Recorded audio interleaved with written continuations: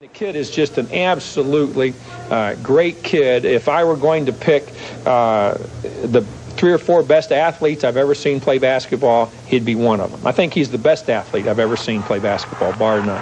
If I were going to pick people with the best ability I'd ever seen play the game, he'd be one of them. If I were going to pick the best competitors that I'd ever seen play, he'd be one of them. So in the categories of competitiveness, ability, skill, and then athletic ability, he's the best athlete, he's one of the best competitors, he's one of the most skilled players. And that, to me, makes him the best basketball player that I've ever seen play. Heading into the NBA, Michael Jordan was a highly coveted prospect. But even with that being said, not everyone was enthusiastic enough to consider him as the most desirable player. At the time in the NBA, the league by and large was defined by its big men, and the common belief was that you couldn't build a dynasty without one. For example, George Mikan dominated the 1950s, Russell and Chamberlain got all of the rings in the 1960s, Kareem Abdul-Jabbar, Dave Cowens, and Wes Unseld dominated the 70s, and then in the early 80s, they had seen Moses Malone, Kareem, and Robert Parrish win all of the championships. Heading into the 1984 NBA draft, an elite big man wasn't just a valuable commodity, but in the minds of the general managers, it was absolutely mandatory in order to have success at the highest level. As a result, the shoo-in number 1 pick was Hakeem Olajuwon for the Houston Rockets. The Portland Trail Blazers were set to make their second overall pick, with Michael Jordan easily being the most talented player left on the board. But when you look at the Blazers roster, they already had a promising 22-year-old shooting guard in Clyde Drexler, who had just been drafted the previous season. Meanwhile, they had an opening at the center position. And remaining on the draft board was Sam Bowie out of Kentucky, who was a successful 7'1" center. Based on the fact that Hakeem Olajuwon was the obvious and inevitable number 1 pick, the Blazers knew days ahead of time that they would be facing this tough decision. So to help them make the decision, Stu Inman, the general manager of the Blazers, reached out to his friend Bobby Knight, who had just coached Michael Jordan during the 1984 Olympics and recently called him the greatest player that he had ever seen. As expected, Bobby Knight told Stu that he should absolutely take Michael Jordan with the second overall pick. In response, Stu said, "But we need a center." And that's when Bobby said one of the most incredible quotes in basketball history. He said, "Then draft Michael Jordan and start him at center, and he'll be the best center in the entire league." Somehow, some way, even with all of this certainty and confidence from one of the greatest basketball coaches to ever live, Stu Inman still chose to go against Knight's advice and decided to draft based on position needs, as they took Sam Bowie with the second overall pick, and what is likely the greatest mistake in league history. The Chicago Bulls proceeded to take Michael Jordan with the third overall pick, and the rest is history. But what if Stu had made the right decision and decided to apply Bobby Knight's advice? How would Michael Jordan's career have played out as a Portland Trailblazer? Well, obviously, it's impossible to predict all of the ripple effects many years into the future, but at the very least, the Blazers would have been in a position to contend, and contend a lot earlier than the Bulls did. If the 6'6" Michael Jordan is playing as shooting guard for the Blazers, then it only seems natural that the 6'7" Clyde Drexler rolls over to the small forward position. This means MJ would have a different kind of version of Scottie Pippen as his co-star. Now sure, Scottie was a better defensive player, but Clyde the Glide was more athletic, a much better scorer, and a much better perimeter shooter. Along with that, Clyde's game blossomed much earlier than Scottie's, so theoretically, Jordan would have had more years to contend early on. Michael Jordan was legitimately an MVP candidate in his rookie season, and that same year, Drexler was getting close to averaging 20 points per game. By the 1987-88 season, Drexler was 5th in the MVP voting, while efficiently averaging 27 points, 7 rebounds, and 6 assists. Oh, by the way, that was Scottie Pippen's rookie year, where he averaged 7.9 points per game. Talk about an upgrade. That was the same season Jordan had his legendary MVP campaign, where he led the league in scoring while being the game's Defensive Player of the Year. Keep this in mind, the Portland Trail Blazers developed into legitimate title contenders without Michael Jordan, as they made it to the NBA Finals in 1990 and in 1992, thanks in large part to their star tandem of Clyde Drexler and Terry Porter. But here's the crazy thing. I think this would have been a star trio of Jordan, Drexler, and Porter. Because even though Terry Porter joined the team a year after Jordan had been drafted, there's no reason to think that the Blazers wouldn't have been able to still make that selection. Even if Jordan and Drexler had success in MJ's rookie season, they'd still be in a great position to take Porter in the 1985 draft, since he wasn't taken until late in the first round with a 24th pick. Also keep in mind that this would mean that Jordan is now in the Western Conference instead of the East, and the West was definitely the much weaker conference during the 1980s. Between 1985 to 1988, they're probably battling with the Lakers and occasionally the Rockets in the Western Conference Finals. But in 1989 and 1990, when the Showtime Lakers were fading, the conference would basically be all theirs. So here's how I see it. Michael Jordan is famous for the 6 championships he won with the Bulls in the 1990s. But if he had been on this Blazers team instead, then as crazy as it sounds, I believe he'd already have at least 2 rings before the 90s decade even started. So yeah, as we all know, the Blazers screwed up. And the moral of the story is if there's a Michael Jordan type talent available, then just take him by all means necessary. And for goodness sake, start him at center if you have to. When LeBron leaves a team, they fall apart. LeBron left the Cavs. They went from 60 wins to the first pick of the draft. LeBron left the Heat. They went from 4 straight finals to out of the playoffs. Jordan left the Bulls. They went from 57 wins to 55 wins.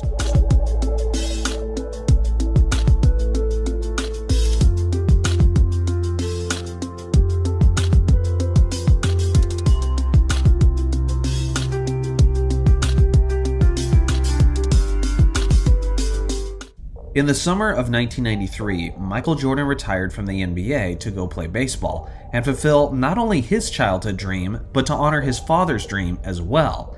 Yet in Jordan's absence, the Chicago Bulls managed to have a 55-27 record as they finished with the 3rd best record in the Eastern Conference and made it all the way to Game 7 of the Eastern Conference semifinals.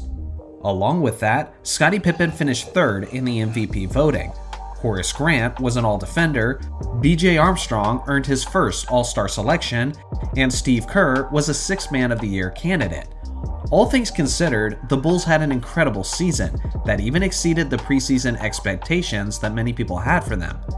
Now here's the thing, even today, Michael Jordan's biggest critics, and especially LeBron fans, love to bring up how successful the Bulls were without Michael Jordan.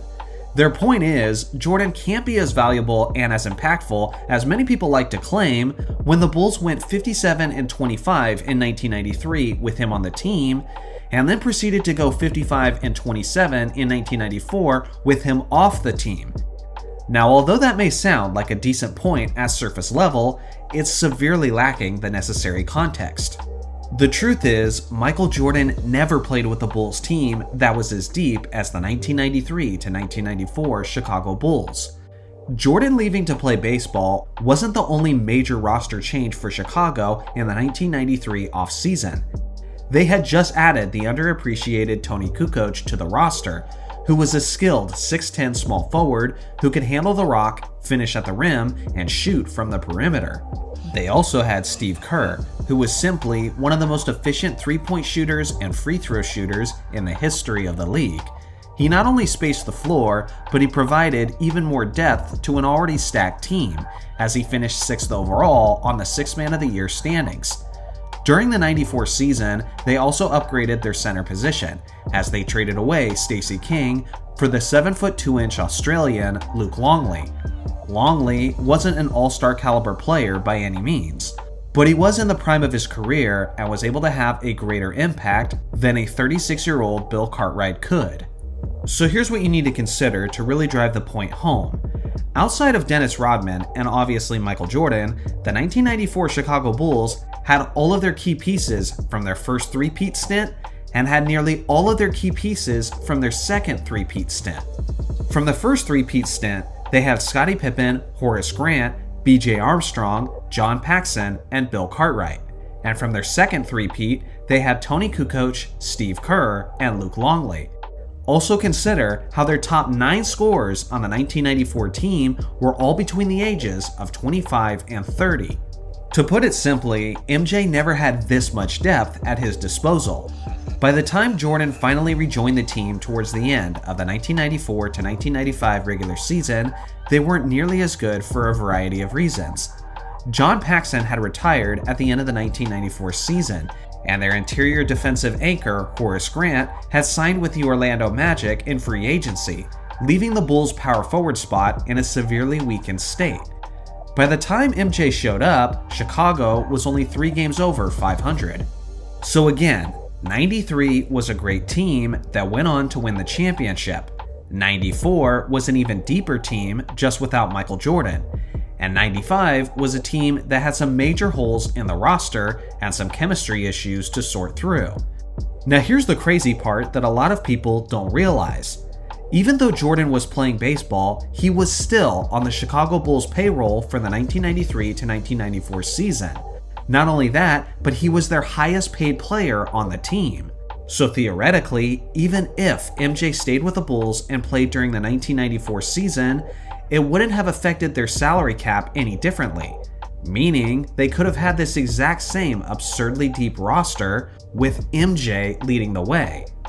Again, just think about the overall depth.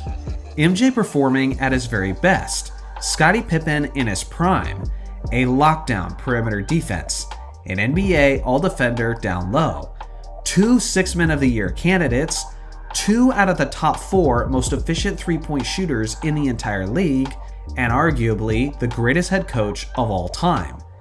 If MJ never left to play baseball, then he certainly would have been a part of the best overall Bulls team that he's ever played for. And even MJ was arguably never better than at the point that he left, as he was coming off of an NBA Finals where he efficiently averaged 41, 8, and 6 against an NBA All-Defender. And this is where the missed opportunity comes in. If Jordan had played for this Bulls squad that went 55 and 27 without him, then I honestly think they're not only winning their 4th straight title, but they're probably remembered today as the greatest team in NBA history, even better than the 95 to 96 Bulls. With this stacked unit, Chicago might have been looking at a 73-win season. Assuming health, a minimum of 70 wins would probably be a safe assumption. Now that might sound crazy to some, but they won 67 games in 1992 with a team that wasn't nearly as deep, and they won 72 games in 96 and 69 games in 97, again with teams that were not quite as stacked from the top to the bottom. So yeah, some may use the 93 to 94 Bulls success as a criticism against Michael Jordan, but in reality, he passed up an opportunity to be a part of the best team he's ever played for, and somehow still managed to win 6 championships in the span of 8 seasons. That's GOAT stuff, if you ask me. I know he's widely viewed as the greatest player in basketball history, but even with that being said, it's still quite remarkable just how many fascinating what-ifs are surrounding Michael Jordan's legacy. And now we have yet another one. I recently discovered this clip thanks to the account NBA Cobwebs on X. This is a great account to follow if you're looking for some rare and hidden gems of basketball history. Now this one comes from the mouth of Michael Jordan himself, and this occurred on May 5th, 1984, leading up to his NBA draft. Take a listen. Michael Jordan says there are 2 major reasons for his decision to come out early and skip his senior year: money and the possibility of playing with championship contenders. You know, I would love to play for the Philadelphia 76ers. I would love to play for Los Angeles Lakers. You know, those teams are, well known, and, they win. And, coming off winning a world championship, who wouldn't want to go there and play and hopefully win another? Wow. There's a lot to take away from this. For one, I think it's really interesting that Michael Jordan wanted to jump on the bandwagon of a team that was already winning championships. If we're being honest, this kind of goes against the mindset of some of his biggest fans. Yes, Michael Jordan did end up joining the Chicago Bulls, and it was an organization that was bad before and after his playing days. And under his leadership, he turned it into a dynasty. But with that being said, usually other greats like LeBron James and Kevin Durant are criticized for joining teams that are already well established, when in reality, Michael Jordan wanted to do the same thing if given the opportunity. So I look forward to seeing how you guys wrestle with this one in the comment section below. But as for me, that's not really the point of this video. I'm more interested in the execution of the what if. What would it look like if Michael Jordan actually got what he wanted? Well, first off, I want to look at Michael Jordan on the Philadelphia 76ers. Out of the two teams that MJ mentioned, this one seems like the far more realistic possibility, because the 76ers actually had the 5th overall pick in the 1984 NBA draft, meaning they would have only needed to move up 2 picks in order to take Michael Jordan. If Michael simply refused to play for Chicago, similar to how Dominique Wilkins did when he was drafted by the Utah Jazz before being traded to Atlanta, then what choice would the Bulls have had, other than exchanging their 3rd pick with Philadelphia's 5th pick? Of course, the 76ers would have to sweeten the deal to move up in the draft, but I don't think that would have been all that difficult because they already had an elite shooting guard on their roster, which was the NBA All-Star Andrew Toney, who was still in his mid-20s, and who was just coming off of a season where he averaged 20 points per game. If Jordan tried to force Chicago's hand, and the 76ers were willing to trade their 5th pick and Andrew Toney to the Bulls in exchange for their 3rd pick, then I don't see how Chicago could turn that down. So now we have Michael Jordan on the 76ers in the 1984 to 1985 season. And I believe this absolutely stacked roster would be immediately ready to challenge the Boston Celtics for a trip to the NBA Finals. The starting lineup would have been led by the 28-year-old Maurice Cheeks, who's one of the most underrated two-way point guards in NBA history. Michael Jordan obviously starts at shooting guard, and then the small forward would be the 34-year-old Julius Erving, who was still a 20 points per game scorer and an MVP finalist. Then at power forward is one of the greatest defensive players of all time in Bobby Jones. And then at center is the 29-year-old Moses Malone, who went on to finish 3rd overall in the MVP voting. Obviously, Michael would still have to compete with the Boston Celtics, the Showtime Lakers, and the Bad Boy Pistons. So you can't simply assume that Jordan's winning championships every single year. But I think it's fair to say that if Jordan joined that 76ers group, then he would have started collecting rings in the 80s rather than the 90s, as this Philadelphia squad had absolutely everything necessary to be perennial winners in that era. The biggest question is how the 76ers would retool and build around Jordan in the 1990s, because the best supporting players on this 76ers team would be aging out of the league as Jordan was hitting his prime. So in order for him to eclipse the 6 rings he won in Chicago, management would have to do their part as well. Regardless, the mid to late 80s 76ers is a terrifying lineup that is resulting in plenty of success early on. Now let's look at the Lakers.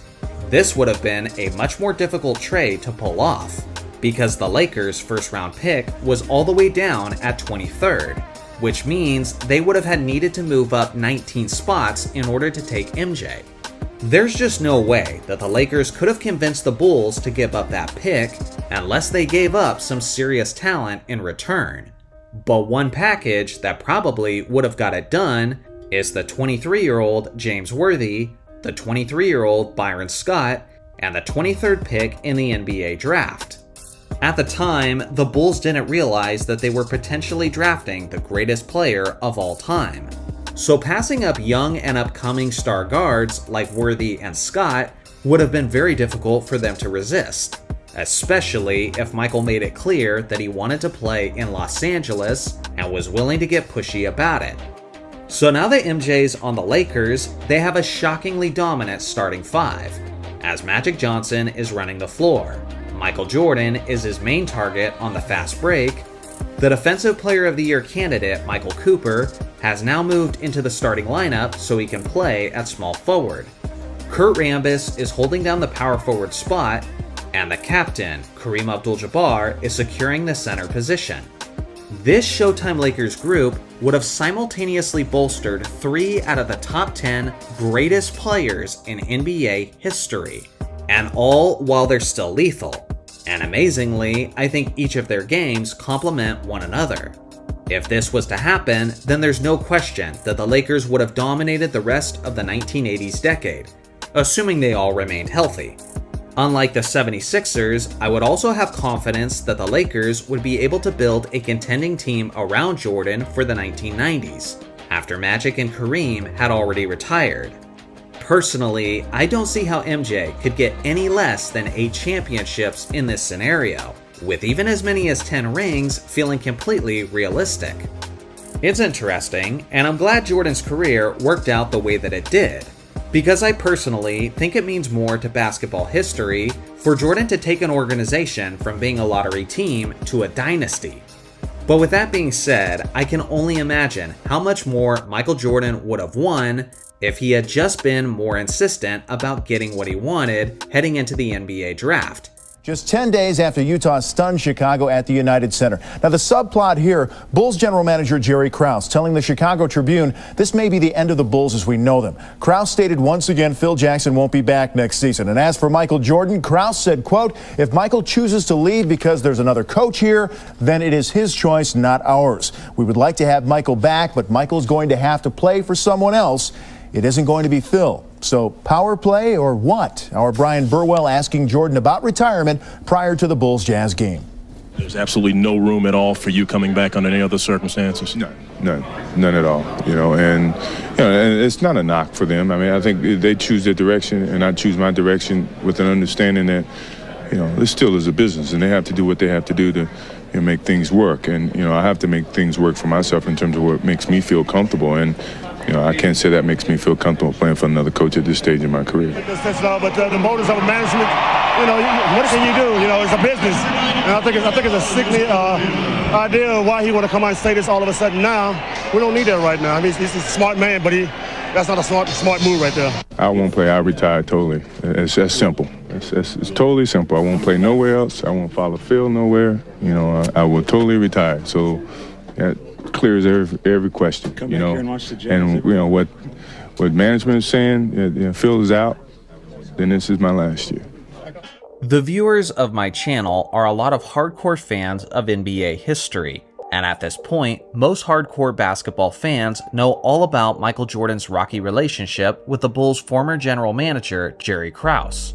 If you've watched the awesome Last Dance series that released about 4 years ago, then you know that this was a massive battle of egos.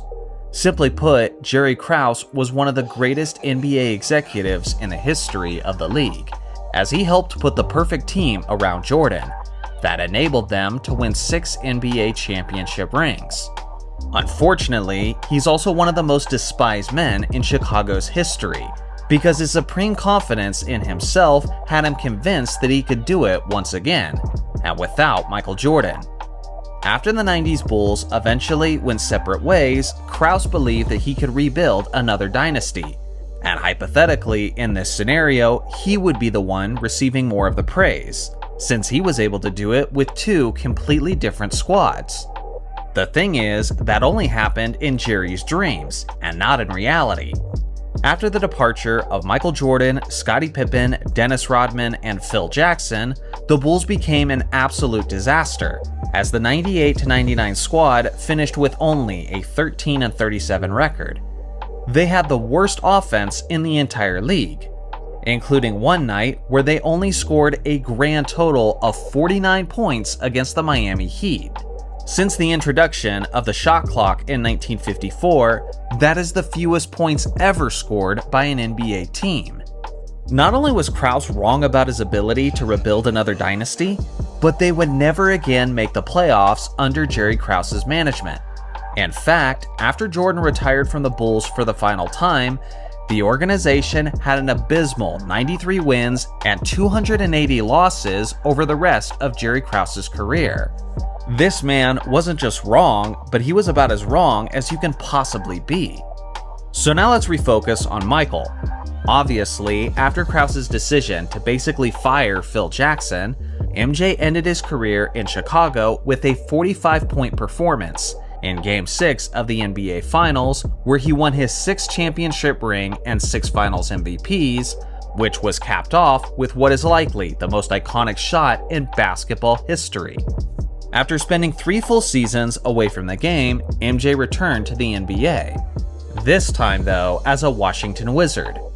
He stepped down from his management role to join his troops, who were one of the worst teams in the entire league. Although Jordan greatly improved the Wizards, his 2 seasons in Washington were greatly affected by injuries, resulting in them missing the playoffs in both seasons. Okay, so now that we know all of this, this is where the video really gets interesting, and where I have an opinion on Jordan's career that I've never heard anyone else share. I absolutely hated the way Jordan's NBA career ended, as his return to Washington meant that Jordan wasn't making his exit on the mountaintop, like we initially thought he did in 1998. But I don't just hate the way it ended in Washington, but I hate the way it ended in Chicago as well. Obviously, that iconic game-winning jumper to win his 6th championship seems like a poetic and beautiful way to end his NBA career. Until you start to think about the fact that MJ was giving Krause exactly what he wanted. He pushed out Phil Jackson and Michael Jordan, and now had the opportunity to prove that he was the true star of the Bulls.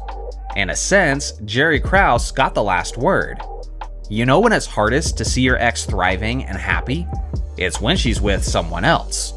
If you ask me, Jordan had the opportunity to stick it to Krause in the most vengeful way possible, and that would have been to join another team for the 1998 to 1999 season and win a championship there, while a jealous Jerry Krause looks on, stewing in the gravity of his mistake.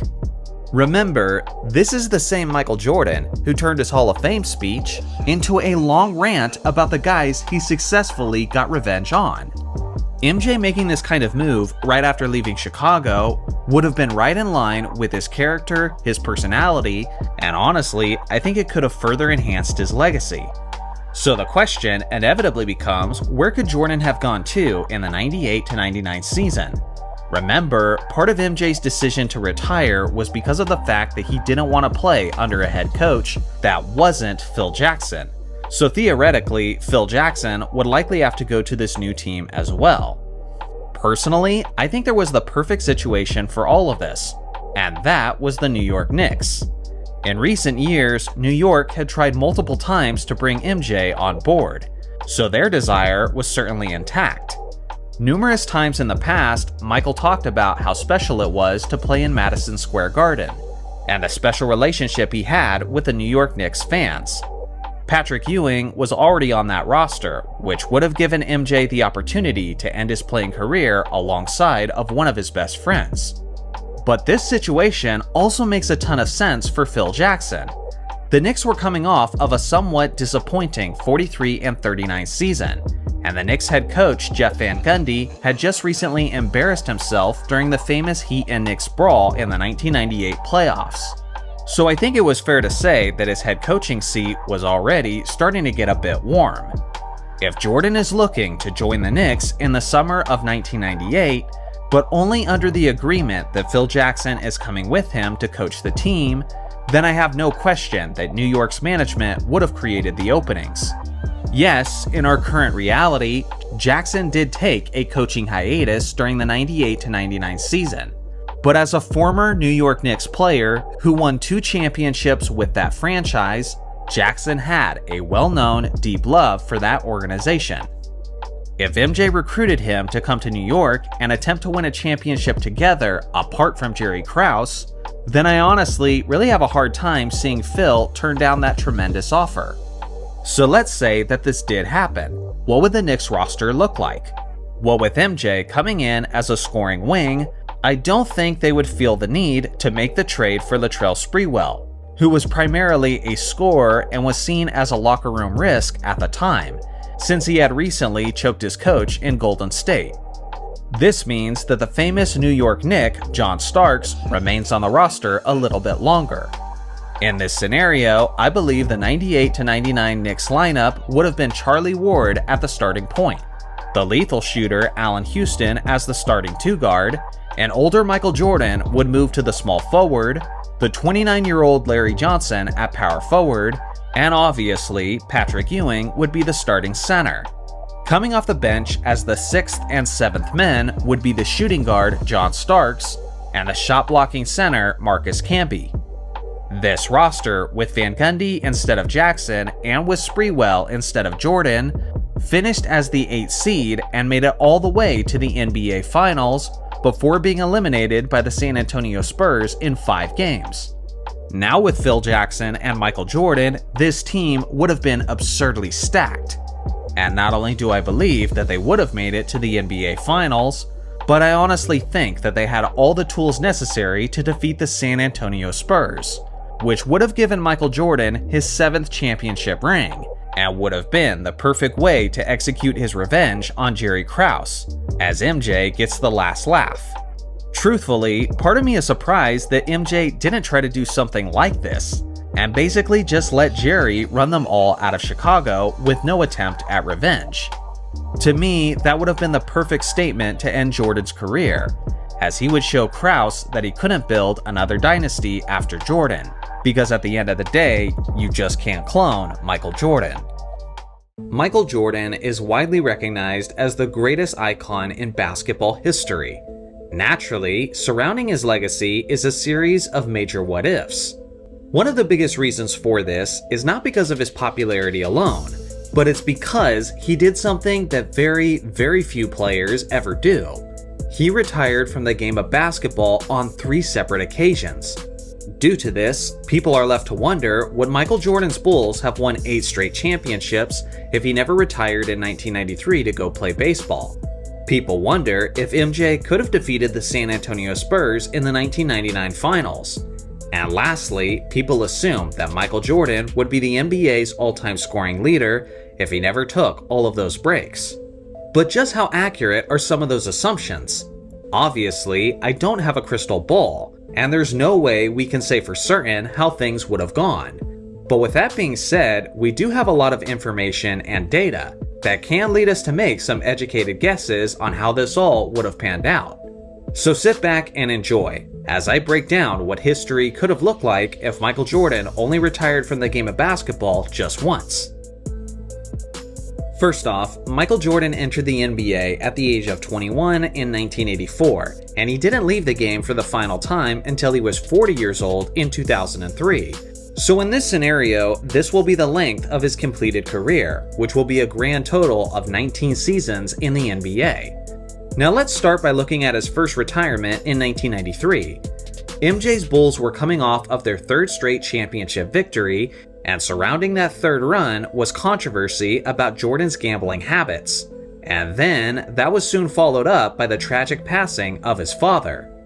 MJ talked about the fact that he was physically and mentally tired, and in honor of his father, he decided to pursue another dream, and that was to play baseball. If he didn't make that decision, then he likely would have been a part of the deepest Bulls roster that they've ever had, as the organization added quality pieces like Steve Kerr, Tony Kukoc, and Luke Longley, while keeping all of their starters from the previous three-peat. Despite insane seasonal averages, Jordan only finished 3rd in the MVP race in the 1993 season, and a lot of people believe that this was a result of voter fatigue, since MJ had won the 2 MVP awards prior to that. In reality, the 93-94 Chicago Bulls won 55 regular season games without Michael Jordan. Now with him in the lineup, I think it's fair to assume that they're winning at least 65 games. And with Jordan coming off of a season where he was held back by voter fatigue, I think he would have easily won the League MVP award in 1994. The 1994 NBA Finals would have been a colossal battle between Jordan's Bulls and Hakeem Olajuwon's Rockets. Although Hakeem was a difficult matchup for the Bulls, I still think Chicago easily prevails in this scenario, since it's the deepest team that they've ever had, and that Rockets team went to 7 hard-fought games with the New York Knicks, and this hypothetical Bulls team would have been way more formidable than those Knicks. So as things stand in this what-if scenario so far, Jordan would have won an additional League MVP award, an additional championship, and an additional Finals MVP award. So now let's look at the 94-95 season. In reality, you all remember how this was the season where Jordan came back to the NBA after a stint in baseball, where he only played in 17 games of the NBA's regular season. Although Jordan was still lethal, he was not performing up to his usual standards, since he was still in his baseball shape. Now with a full season where he never left the game of basketball, Jordan is almost certainly performing at a higher level throughout. With that being said, this still would have been a tougher season on Chicago, because the general wear and tear of 4 straight seasons playing into June would have been taking its toll physically. Plus, this was the season where Horace Grant left in free agency to join the Orlando Magic. If we assume that Grant still leaves in free agency for that massive Orlando contract, then the Bulls are now lacking his inside production on the offensive end, and they're also lacking his interior defense on the other end. I broke this all down in detail in a previous video, but in short, I think the Bulls lose in the finals in 1995. Jordan also doesn't win a league MVP this season, since voter fatigue would re-enter the situation, and David Robinson would still be a strong candidate as the leader of the 62-win San Antonio Spurs. So now we assume that the 96, 97, and 98 season plays out exactly how it did before, as MJ added yet another three-peat and several more MVP trophies. Now, as we all can recall, in reality, Jordan retired for a second time at the end of the 1998 season, and the reason for this was because the Bulls general manager Jerry Krause fired Phil Jackson, regardless of the fact that he just led them to 3 straight titles. In Jordan's own words, he was unwilling to play for Chicago if they had any other coach other than Phil Jackson. But if MJ didn't have this mindset and decided to stay for a chance at another ring without Jackson, how would that have played out? Well, not terribly well in my opinion. At this point, the age of the Bulls core was beginning to show, as MJ would be 36, Scottie Pippen would be 33, and then Dennis Rodman would have been 37. Also consider how the lack of Jackson's leadership on the bench and in the locker room would affect this team. Phil was instrumental in managing the egos of this squad, and managing the relationship between the players and the executives. All of this pressure and responsibility would have now fell on their rookie head coach, Tim Floyd, who was not suited to manage those players, especially in the case of Dennis Rodman, who in reality did have an epic fallout with the Lakers in the 1999 season. Even with all of these issues, there's still a chance that the Bulls make it to the NBA Finals in 1999, since the Eastern Conference was not all that strong that season, considering how the 8th-seeded New York Knicks was the team that ended up representing the East. But if the Bulls did make it to the Finals in 1999, I have a hard time seeing them as a tired and older squad without Jackson getting past a powerful San Antonio Spurs team, who were strongest where the Bulls were at their weakest, which was the painted area. Ultimately, I think the Bulls would have fallen way short of the championship in 1999, but it is Michael Jordan we're talking about, so you can never write him off completely. After the 98-99 season is where things get really weird and become basically impossible to predict. By that year, Rodman was a shell of his former self, and would only play 12 games of the regular season before his retirement. Although Scottie Pippen was still competitive, he was reduced to a 12 points per game role player rather than a 20 points per game sidekick. If Jordan was to remain with the Bulls for the 2000 and 2001 season, I think it's fair to assume that Jerry Krause would have tried to retool the team and make some major trades to give MJ a contending supporting cast. But given the age and the physical shape of the assets, I kind of doubt that he could have pulled that off. Plus, this was the era of the Shaq and Kobe dynasty, so there's no realistic way that we can expect the Bulls to compete with that Los Angeles three-peat squad. Then MJ does his couple seasons in Washington, and his career is all wrapped up in the summer of 2003.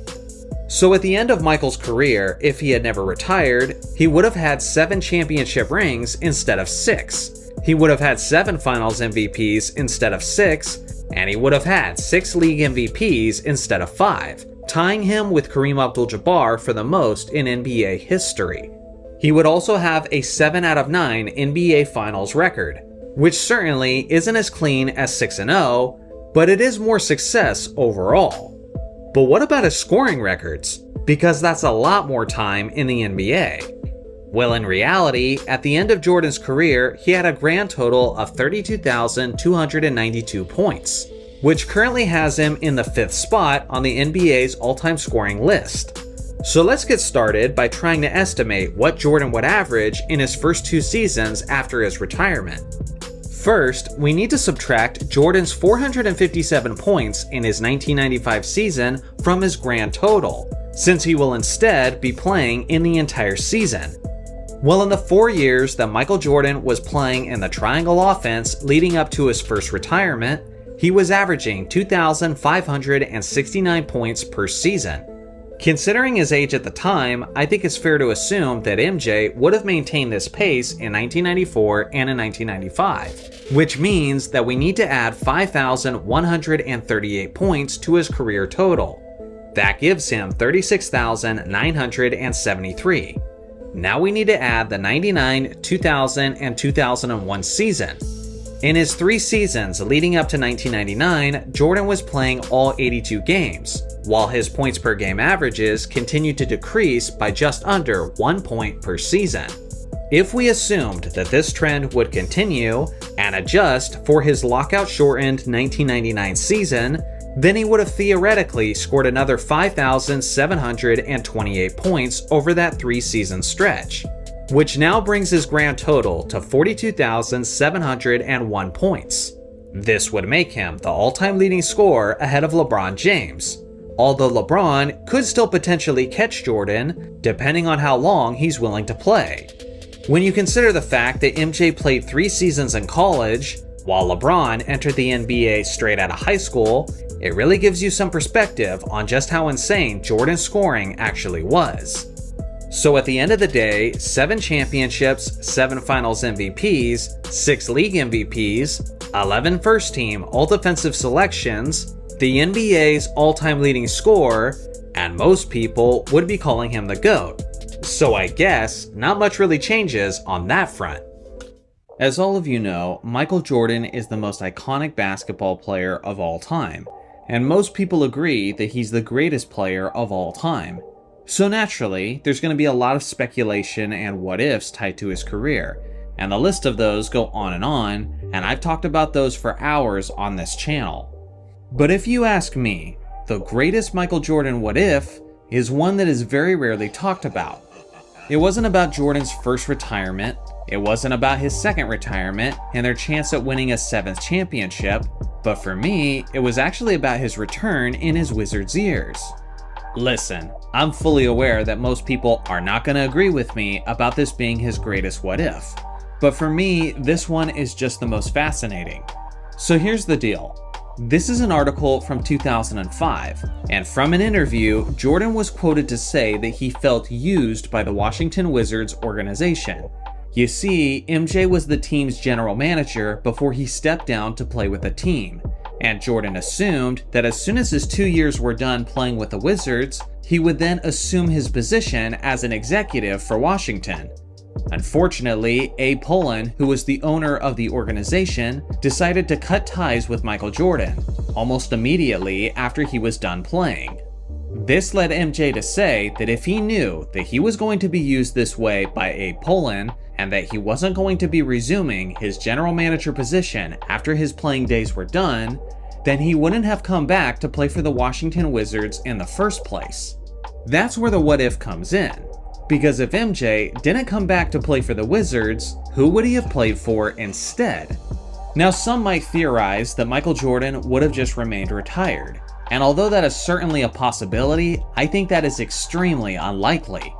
MJ has been vocal about the fact that one of the motivating factors for him coming back to play was to prove that he could still compete against some of the best players in the game.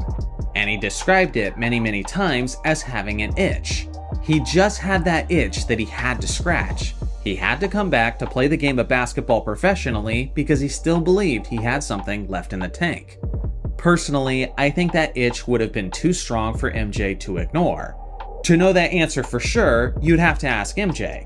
And honestly, if I could ever confront him, that would be the question that I would ask him.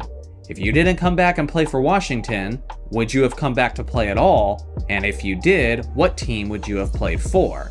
Today, that's what that video is about, as I'm theorizing which team Michael Jordan would have returned to play for if he didn't come back to play for the Wizards.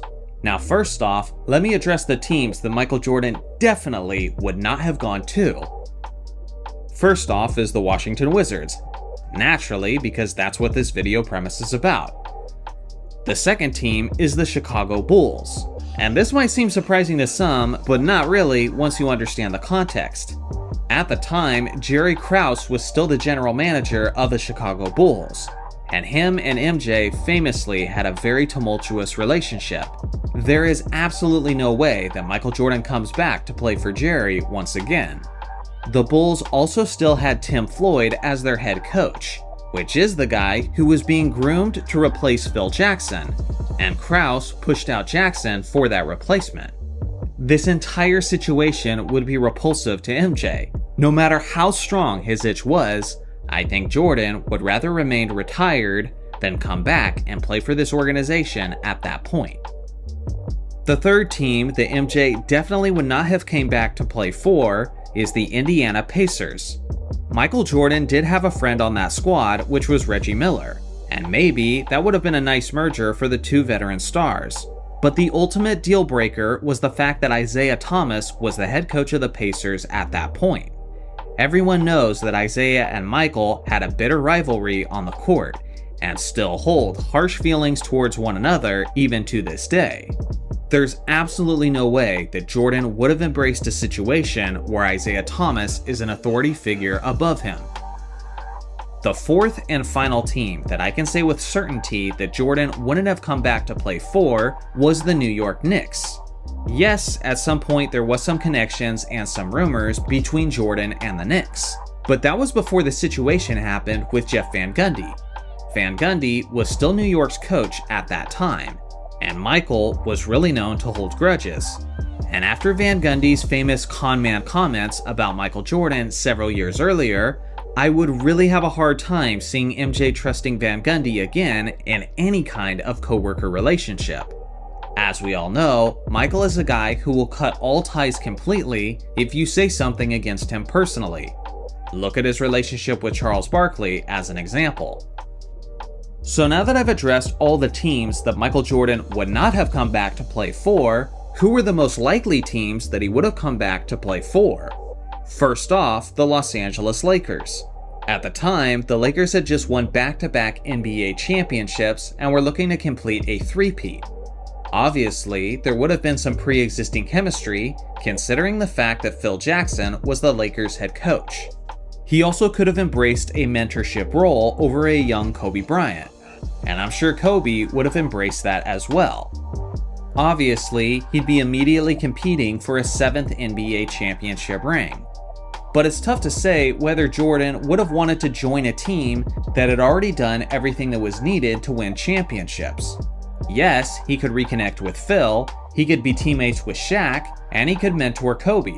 But would he accept a role as a third option on a team that was already a champion? It's tough to say. The second team that he may have gone to is the Portland Trail Blazers. He had some familiar faces on that squad, as Scottie Pippen and Steve Kerr were on the Blazers at this point. And yes, Portland was a championship contender in the early 2000s.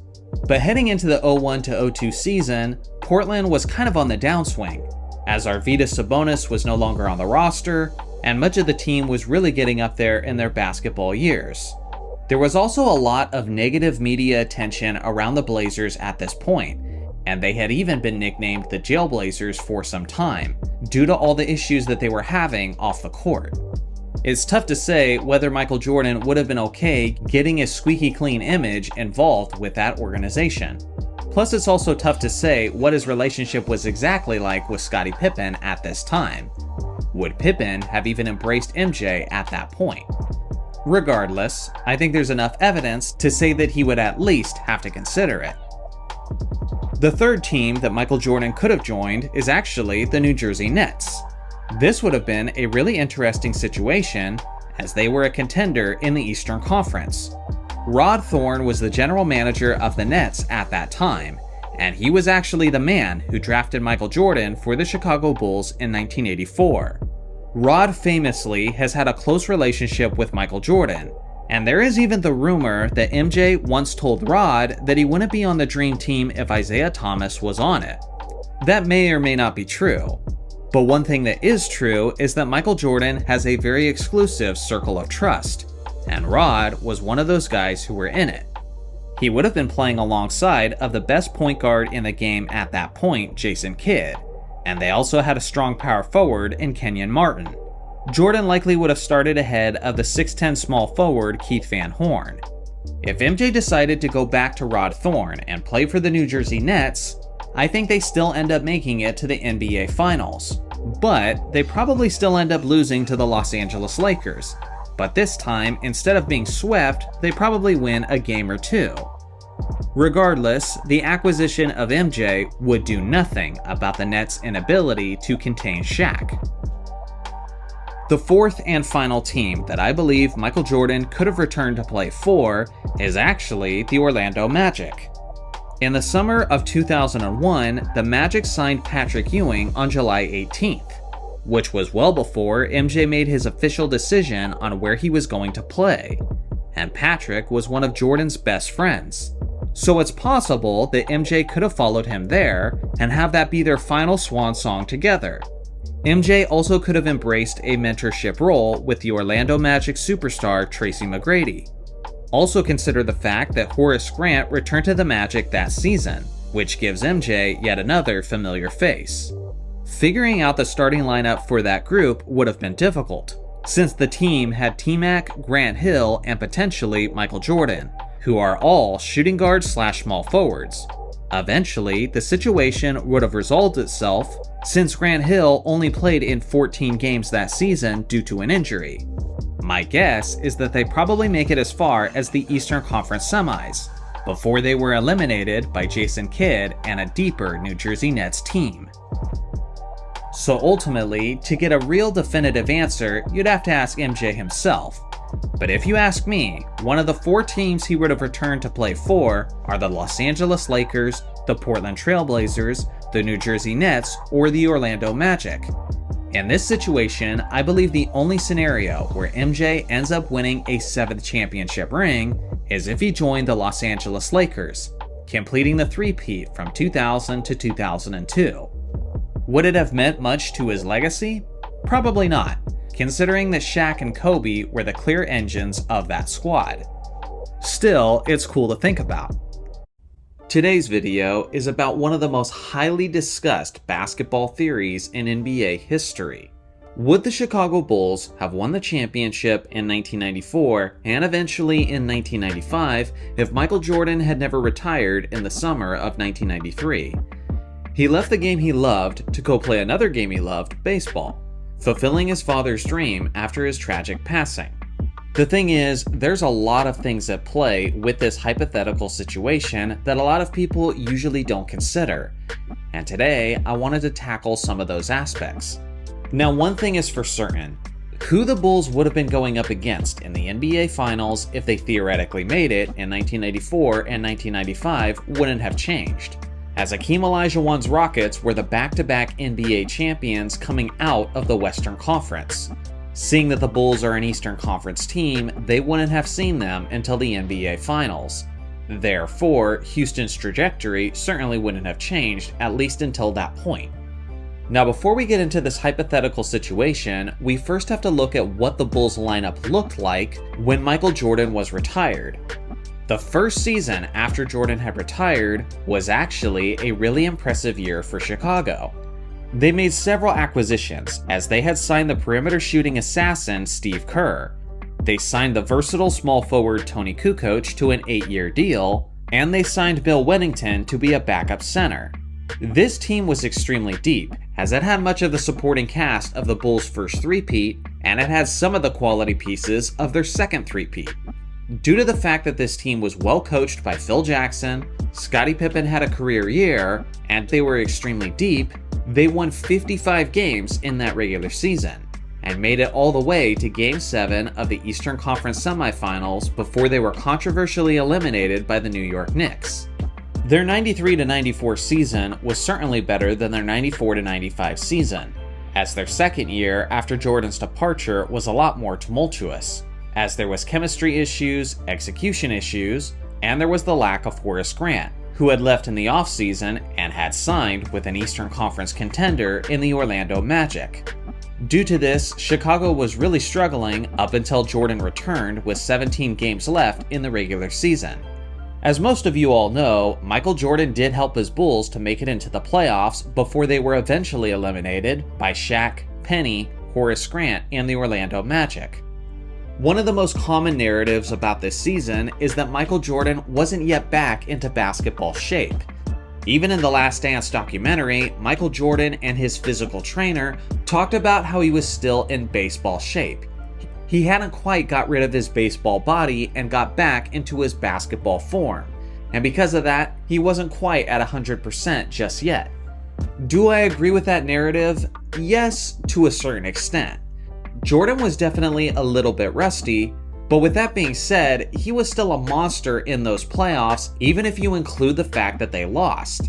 Yes, he did have that iconic moment where he made a crucial turnover when things mattered the most. But after that point, Jordan was still efficiently averaging around 30 points per game while filling up the stat sheet and playing great defense. So although MJ was not at 100%, I do think it's a little overblown at times about the quality of shape he was in and about how well he performed. Again, one of the biggest issues for that 1995 team was their lack of an inside presence. With the absence of Horace Grant, who was now on the opposing side of the court, the Bulls really struggled with interior defense and with interior rebounding. And that was an aspect that Shaq and Grant took full advantage of. But let's refocus and look back at 1994. The Bulls were coming off of their first three-peat. And yes, Jordan was extremely tired after that three-peat. But with an opportunity to win 4 straight, and with some recent acquisitions, I think they would have been well equipped to do so. This is one of the aspects that people almost never talk about. If Michael Jordan had been on the 93-94 team, that would have probably been the deepest Chicago Bulls team that they had ever had. Think about it. They would have had Michael Jordan, Scottie Pippen, and Horace Grant. But they also had a sharpshooter in B.J. Armstrong, who was one of the best snipers in the entire league and who was in his final season with the team. And then they had also acquired another great sniper who ended up being one of the most efficient three-point shooters in NBA history, which was Steve Kerr. And then they added Tony Kukoc, who was one of the greatest sixth men in NBA history and who was a versatile and long small forward / power forward, who could also do some perimeter shooting of his own. Again, there's a reason why this team was able to win 55 games without Michael Jordan and was able to compete with some of the best teams in the entire league. Also consider the fact that Scottie Pippen was in the very prime of his career. Now I gotta mention, some people in the comments might try to point out that the Bulls might not have been able to acquire Steve Kerr, Bill Wennington, and Tony Kukoc if Michael Jordan was still on the roster. But I actually disagree with that, because in the 94-93 season, Jordan was still technically on the Bulls' payroll, as he was making $4 million, which made him the 5th highest paid player in the NBA. You heard that correctly, Michael Jordan was a top 5 paid player in the NBA, even while he was playing baseball. So from a salary cap standpoint, nothing really changes. There's no reason why Jordan being on the roster would have hindered the Bulls' chances of acquiring Kukoc, Kerr, and Wennington. If MJ was on this extremely talented squad, I have no question that they would have won in the high 60s or possibly even 70 games with this group. I'm also confident that they would have steamrolled through the Eastern Conference. As always, New York would have been a little bit of a battle, but they went to 7 games with the Chicago Bulls without Michael Jordan. Now, as you all know, the Houston Rockets, led by Hakeem Olajuwon, would be waiting in the NBA Finals. And historically, that was one of the toughest matchups for the Chicago Bulls. Between the years of 1991 and 1993, Houston dominated Chicago in the regular season.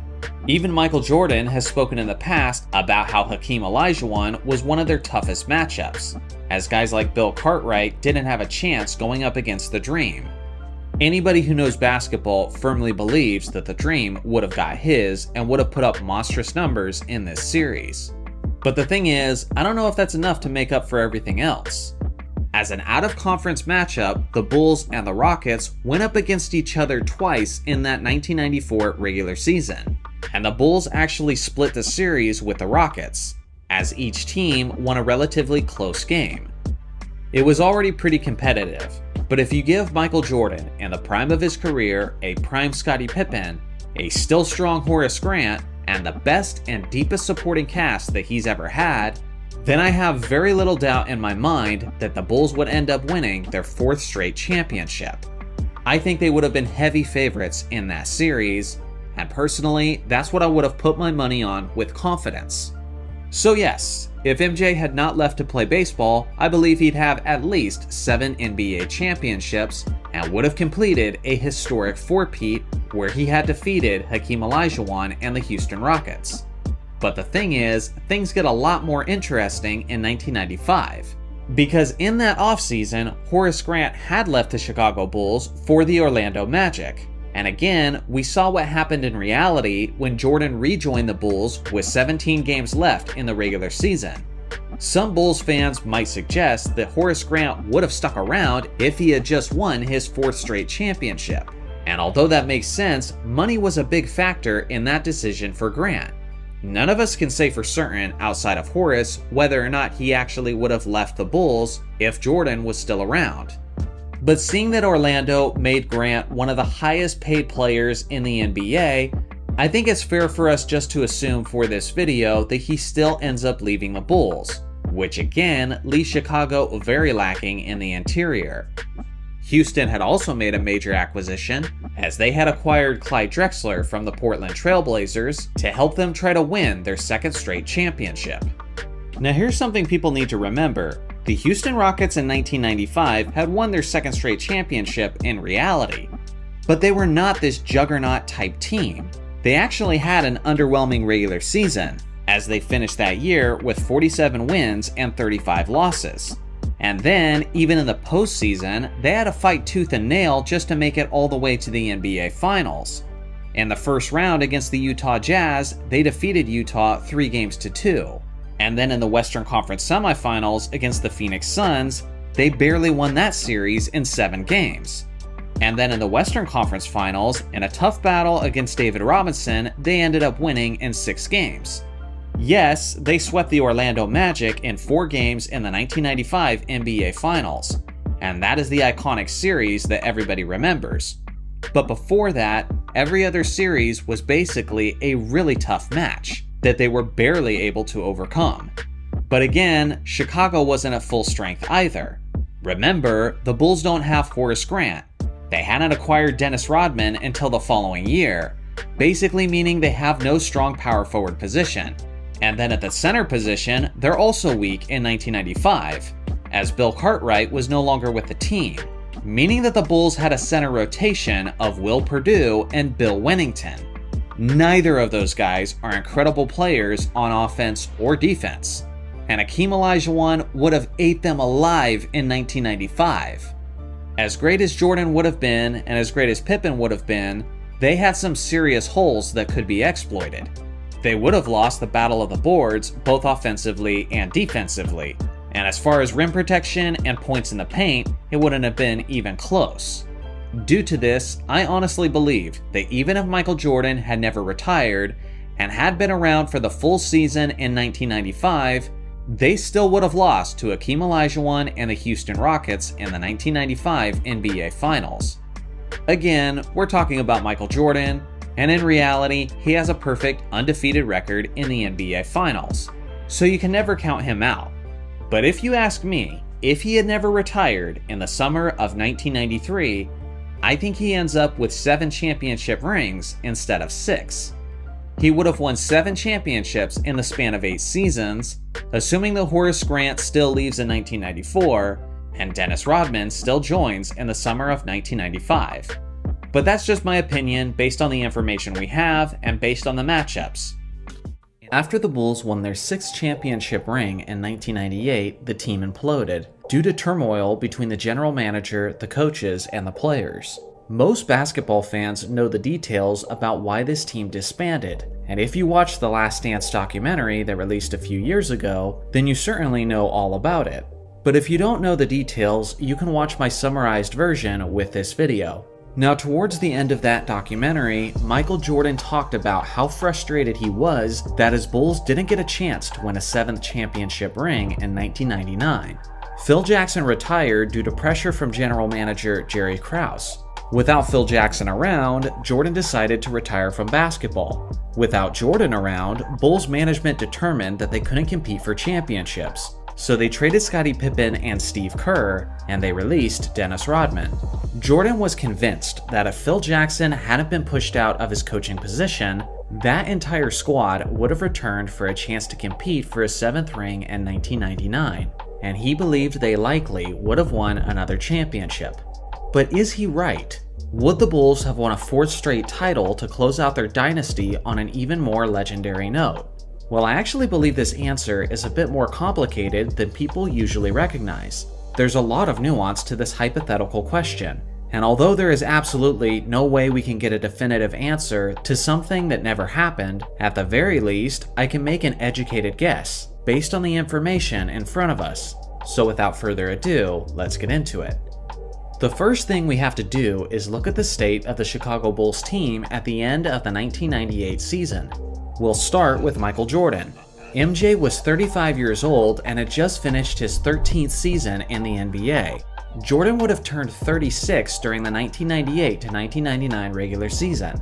Now, in those 98 finals against Utah, Jordan was extremely tired as he had just led the Bulls to their 3rd straight deep postseason run. Although MJ was quickly approaching his late 30s, he believed he was at his very peak of his basketball abilities, at least from the perspective of his basketball IQ, and in his ability to execute what he wanted. Regardless of the fact that it was his final season in Chicago, he was the league MVP, he was the league's leading scorer, he was first team all-defense, he was the All-Star Game MVP, and he was the Finals MVP. So in a sense, MJ might have been correct about this being his peak. Now, Michael Jordan was certainly exhausted at the end of these NBA Finals. But that wasn't just because he was much older at this point in his career, but it had a lot to do with the fact that he had to take on a greater load throughout that season than usual. Scottie Pippen was recovering from surgery throughout the 1998 regular season, which meant that Jordan had to play more minutes and utilize more energy in order to win 60 basketball games. In those NBA Finals, Scottie Pippen was dealing with back pain, which caused MJ to have to carry the Bulls team offensively to an even greater extent, as he averaged 33 of the Bulls' 88 points in that final series. So although MJ was understandably very exhausted, I don't see that as an indication that he didn't have much left in the tank for 1999, but rather I saw that as a symptom of his extremely unique situation throughout the 1998 regular season. In my opinion, Jordan would have been his usual dominant self in the 1999 season, and was certainly up to the task of winning a 7th ring. So now let's look at Scottie Pippen. Obviously, Scottie was mostly a shell of his usual self towards the end of the Bulls' championship run, as his brutal back pain caused him to act as a decoy in Game 6 of those NBA Finals. With that being said, Scottie's health recovered almost completely in time for the 1998-99 season. The biggest piece of evidence for that statement is the fact that Scottie didn't miss a single game for the Rockets throughout the entirety of his 98-99 season. But it is worth mentioning that Pippen looked as if he had lost a small step due to his increasing age, as he averaged nearly 5 points per game less with the Rockets, and his efficiency from the field took a bit of a dip as well. His Rockets only made it to the first round of the playoffs, where they were eliminated by Shaq and Kobe's Lakers. In that postseason, Scottie was quite inconsistent. For example, in Game 2, he completely disappeared, scoring only 3 points on 0 of 7 shooting in 37 minutes of action. But in the very next game, he put up a career performance, dropping 37 points, 13 rebounds, and 4 assists, while playing all 48 minutes in a blowout victory. So at the very least, Scottie was extremely streaky at this point in his career, but to a certain extent, that was always an aspect of his game throughout his playing days. In conclusion, Pippen would have definitely lost a step in 1999 and wouldn't have been as much of a sure thing as Michael Jordan. Now let's look at Dennis Rodman. Of the Bulls' three-headed monster, Rodman was the oldest player, and if the Bulls were to make it all the way to the NBA Finals in 1999, Rodman would have been 38 years old before that series even started. Generally speaking, players in the 90s didn't age as gracefully as they do today, especially a guy like Rodman, who leaned heavily upon his strength, quickness, and athleticism. Of the three stars, his decline in basketball skills was certainly the most evident. Some people forget this, but he was losing some of his edge even in the 1998 postseason. In that final series against Utah, Rodman played more than 30 minutes in only 2 out of the 6 games. Along with that, in only 2 out of those 6 games did he reach double-digit rebounds. This decline was not only evident in his level of production, but it was also evident to Phil Jackson, which is why he was significantly decreasing his minutes. Just like Scottie Pippen, Dennis Rodman actually played in the 1998 to 1999 season for another team, as Dennis was a member of the Los Angeles Lakers. The thing is, it's really difficult to gauge what player Rodman would have been on the Bulls in 1999 based on what he was for the Lakers that season. To put it simply, Rodman's stint in Los Angeles was a nightmarish roller coaster. They won their first 10 games straight with Dennis in the purple and gold, but once he became a disruption in the locker room, things became dysfunctional soon after that. Rodman was saying that he needed vacation time in Vegas, while claiming that Kobe and Shaq were jealous of his luxurious lifestyle. Kobe and the rest of the organization were questioning his commitment to the team, and Shaq is on record for saying that Rodman was the worst teammate that he's ever had. After Rodman had missed yet another Lakers practice, LA's management became fed up with his antics and released the star forward just as the playoffs were set to begin. Now here's the thing, Kurt Rambis was filling in as the Lakers' interim head coach and was completely unqualified to handle all of these egos. With the psychologically brilliant Phil Jackson as the head coach, and with Michael Jordan and Scottie as familiar teammates, I don't see Rodman having these same issues with the Bulls in 1999. In conclusion, the Bulls would have had a productive Rodman in 1999, but he would have certainly been a significant step slower and less productive than the team was accustomed to. So now that we've looked at the Bulls' 3 stars, let's dive into the details of the 98 to 99 basketball season as a whole. What people often forget is that the 98 to 99 basketball season was a lockout-shortened season, where only 50 regular season games were played compared to the usual 82. Now at first glance, you would think that a shortened season would actually work as an advantage to an older Chicago Bulls team, who could greatly benefit from more nights off. I honestly don't think that could be farther from the truth. The key detail here is that because of the lockout, regular season basketball games didn't start until February 5th, 1999, which is roughly 4 months later than when basketball season usually starts. Due to this, the NBA schedule was way more brutal than ever before, as each team had to play 50 games in just 90 days. Instead of just back-to-backs, in many cases, teams had to play games on 3 straight nights. This was a brutal schedule for everyone, but for a very old team like the Bulls, who had just played basketball for 3 long championship seasons, this highly condensed season would have been especially draining. Now before you completely write off the Bulls for the unfavorable schedule, consider this. The strength of the competition certainly wasn't as formidable in the Eastern Conference compared to years past. Patrick Ewing had an ongoing Achilles injury that forced him to sit out in the playoffs. Shaquille O'Neal had left Orlando for Los Angeles several years earlier, and the top-seeded Miami Heat were shockingly eliminated in the first round by the 8th-seeded New York Knicks. Eventually, it was that 8th-seeded Knicks who made it to the finals out of the East, even though they were without arguably their best player, Patrick Ewing. Simply put, the Eastern Conference was wide open for the Bulls' taking. And even if the Chicago group wasn't as good as any of their 6 previous championship teams, I still believe they would have been good enough to get through a relatively weak Eastern Conference on their way to the NBA Finals. The thing is, waiting for them in the finals would have been the extremely formidable San Antonio Spurs. Now, it is worth mentioning that the Spurs and Michael Jordan's Bulls faced off twice in the 1998 regular season. And although both games were very close, Chicago won both matchups. San Antonio was even better in 1999 though, as they had lost only one game throughout the Western Conference playoffs on their way to the finals. Along with that, San Antonio was extremely strong where the Bulls were weak, in the painted area. The Twin Tower combination of Tim Duncan and David Robinson would have had the size to give the Bulls nightmares. And if it wasn't the 6'7" Rodman trying to slow them down, it would have been some big like Bill Wennington, who would be on his knees praying for mercy.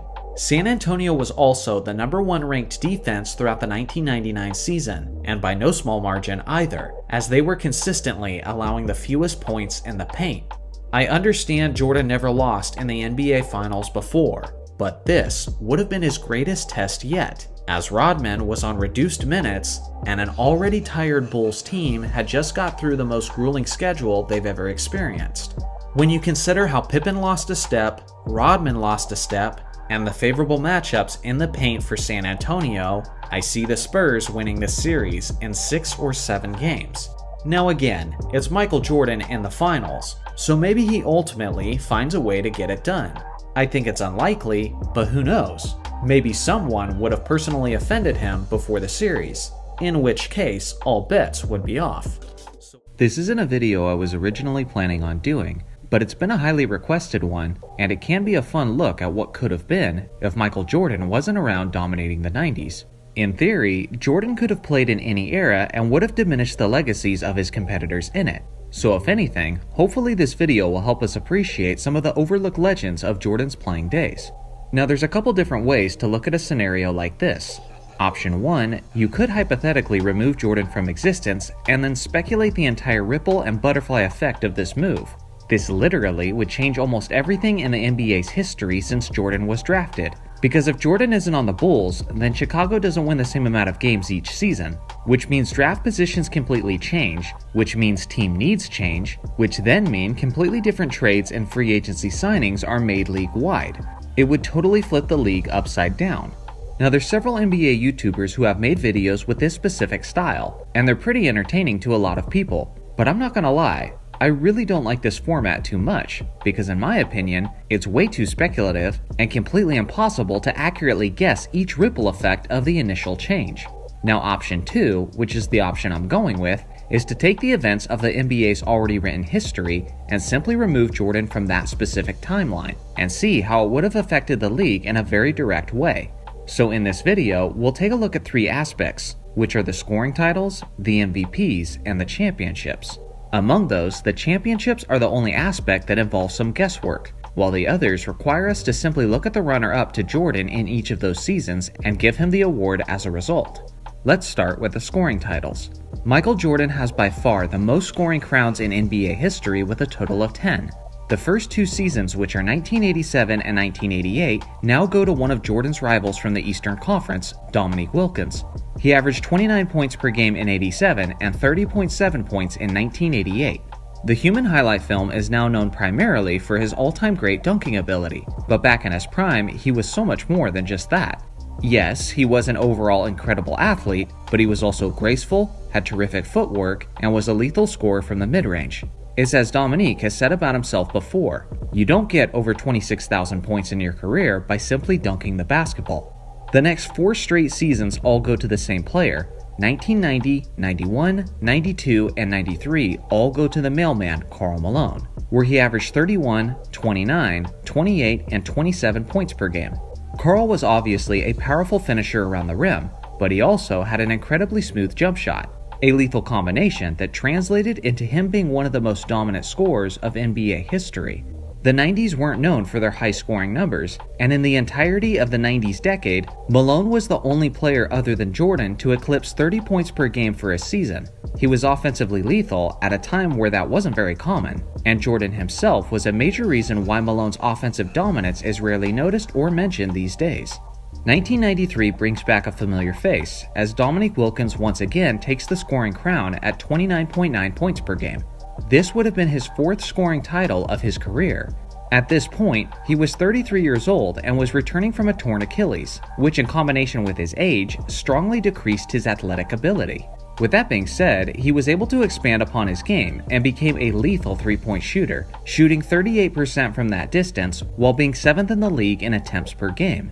In 1996, the scoring crown now goes to Hakeem Olajuwon at 26.9 points per game.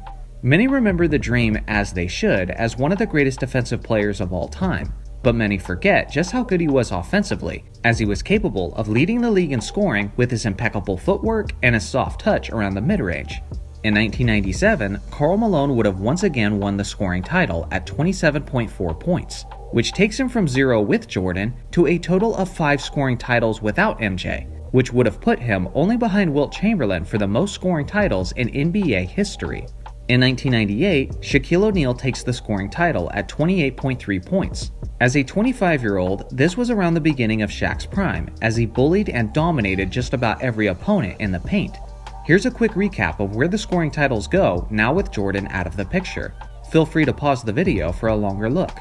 Next up, we'll take a look at Jordan's 5 MVPs going elsewhere. The 1988 MVP now goes to the Celtics' Larry Bird, who would have won the MVP in about 95% of other seasons with this kind of performance. He led Boston to a 57-25 record as he put up 29.9 points, 9.3 rebounds, 6.1 assists, and 1.6 steals on 52.7% shooting. He also had a 50-40-90 season, making this the second highest scoring 50-40-90 season of all time. This also would have been his 4th MVP in just a 5-year stretch. The 1991 MVP now goes to Magic Johnson, which was his final full season in the NBA. He led Los Angeles to a 58-24 record while putting up 19.4 points, 12.5 assists, 7 rebounds, and 1.3 steals on 47.7% shooting. This was only the beginning of his impressive 1991 campaign, which was overshadowed by Jordan. We'll get into the rest of his incredible season in a bit. The 1992 MVP now goes to Clyde the Glide Drexler, who led his Blazers to a 57-25 record. Drexler put up a well-rounded 25 points, 6.6 rebounds, 6.7 assists, and 1.8 steals on 47% shooting. It's easy to see why Drexler's legacy gets somewhat overlooked when at best he was simply seen as a discount version of Michael Jordan. Without MJ in the picture, Clyde's legacy becomes one of the biggest beneficiaries of the GOAT's absence. The 1996 MVP now goes to David Robinson, who led the Spurs to a 59-23 record. The 30-year-old was dominant throughout the regular season on both sides of the court. He played in all 82 games and put up 25 points, 12.2 rebounds, 3 assists, and 3.3 blocks on 51.6% shooting. The 1998 MVP now goes to Karl Malone, which in hindsight would give him a total of 3 league MVP awards. Karl led Utah to a 62-20 record, which was tied for the best record in the league. He did it with numbers of 27 points, 10.3 rebounds, 3.9 assists, and 1.2 steals on 53% shooting. Now for likely the most interesting part of the video, which is the championships. This is the only part of the video that involves some analyzed guessing, so let me know in the comments if you agree or disagree with these choices. In the 1991 NBA Finals, the Chicago Bulls defeated the Los Angeles Lakers in 5 games, but to get there, they had to beat the Detroit Pistons in the Eastern Conference Finals, which means this hypothetical finals matchup would have been between likely Isaiah Thomas's Pistons and Magic Johnson's Lakers. In my opinion, this would have been a fantastic series, and there's a strong likelihood that it would have gone 7 games. There's this narrative about the 1991 Detroit Pistons that the team was old at this point, and that's why the younger Chicago Bulls swept them out of the East Finals. but that's simply not true. Maybe they were tired and worn down from their 5th straight season with a deep postseason run, but they certainly were not old. At the start of that season, Joe Dumars was 27, Isaiah Thomas was 29, Dennis Rodman was 29, and Bill Laimbeer was 33. Not only were their best players not old, but most of them were at a basketball player's prime age. The Pistons went 50 and 32 throughout the regular season compared to the Lakers' 58 and 24 record, so Los Angeles would have had home court advantage, which is definitely significant. They split the regular season series at 1 game apiece, with the Lakers blowing out the Pistons by 24 points in the first game in LA, and the Pistons winning the second game in Detroit by 6 points in overtime. Magic was still performing at an MVP level, and had made an already talented Lakers team look even better with his incredible play. It's worth considering that James Worthy and Byron Scott missed some time in the NBA Finals due to injuries, so those injuries may or may not have occurred against the Pistons, but regardless, Los Angeles was simply playing better team basketball throughout the season. The Lakers won the 1991 championship without Jordan around. In the 1992 NBA Finals, the Chicago Bulls defeated the Portland Trail Blazers in 6 games, but the Bulls defeated the Cleveland Cavaliers in the 92 East Finals, which means the 92 Finals would have been between the Blazers and the Cavaliers. The Cavs of the early 90s are one of the forgotten great teams of that era, as they were led by great players like Brad Daugherty, Larry Nance, and Mark Price. Portland, on the other hand, had one of the deepest teams the Bulls had ever defeated, as they had numerous offensive contributors as well as experienced veterans with all-defense team selections. Both teams finished the regular season with a 57 and 25 record, but the Blazers won both regular season matchups with the Cavs, which means they would be the ones with home court advantage, which was an advantage that meant more in the 90s than it has in recent years. Combine that advantage with their overall depth and postseason experience, and I think the Blazers win the championship in 6 or 7 games. In the 1993 NBA Finals, the Chicago Bulls defeated the Phoenix Suns in 6 games, but the Bulls defeated the New York Knicks in the East Finals in 6 as well. So in this scenario, the NBA Finals are between Patrick Ewing's Knicks and Charles Barkley's Phoenix Suns. The two teams split the regular season series at 1 game apiece, with the Knicks winning a close one at home while the Suns blew them out in Phoenix. The Knicks won 60 games throughout the season and the Suns won 62, meaning Phoenix would have had home court advantage, where they had been extremely dominant throughout the season. Both teams had very deep rosters, but one of the big deciding factors in my mind would have been the superstars up top. People forget that even in a losing effort, Charles Barkley was an absolute monster in the 93 Finals, but he was simply outshined by Michael Jordan. Patrick Ewing, on the other hand, has had some great postseason performances, but he was also famous for folding in many instances where the games mattered most. Put him in a hostile Phoenix environment with a championship on the line, and unfortunately, I'll have a lot more trust in Barkley than I do in Ewing. I think Phoenix wins the championship in 6 games. In the 1996 NBA Finals, the Chicago Bulls defeated the Seattle Supersonics in 6 games, but the Bulls also swept the Orlando Magic in the East Finals, which means the matchup would have been Shaq and Penny's Magic versus Peyton and Kemp's Sonics. This is an extremely fun, hypothetical matchup between two of the greatest teams to fail to win a championship. The Sonics won 64 regular season games, and the Magic won 60. They also split the regular season series with each team winning at home. Now, although the Bulls likely dominate the Magic even if Orlando had been at full strength, it's still worth mentioning that people have forgotten Horace Grant's graphic injury in Game 1 that took him out of the series, so the sweep was a bit easier for the Bulls as a result. Assuming the Magic are at full strength, a matchup with the Sonics would have been an absolute classic series. Shaq is likely having a monster series, as he's taking advantage of the lack of a solid big to defend him, as neither Shawn Kemp or Detlef Schrempf had the size to handle Orlando's center down low.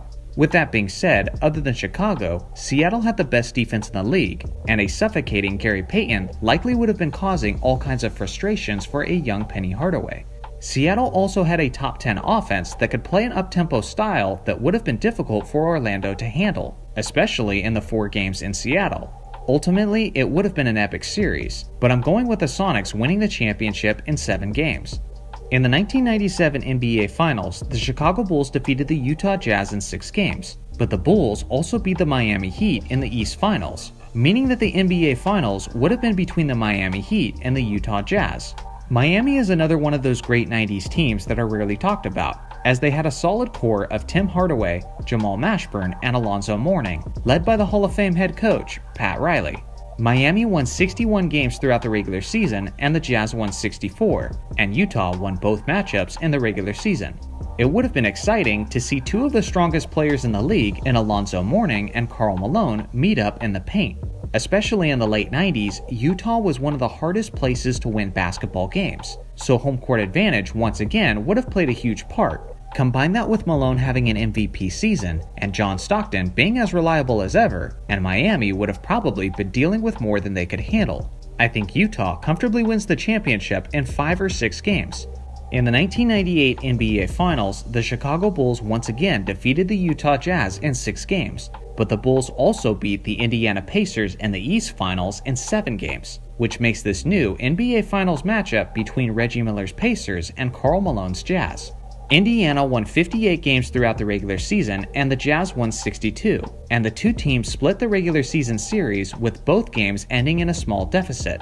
Although the Jazz would have had home court advantage, Indiana would have been fine with that, as they were extremely poised and were a solid road team throughout the 97-98 season.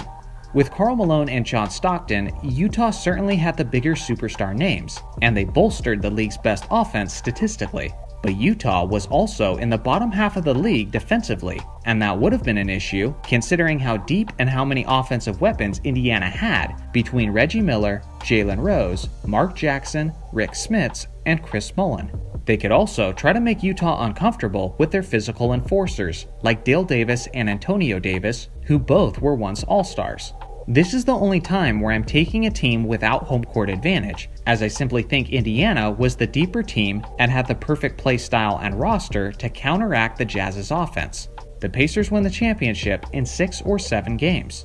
So now that we've come to conclusions on where the accolades and championships would have gone without Jordan in the picture, what are some noteworthy aspects and legacies that now stand out?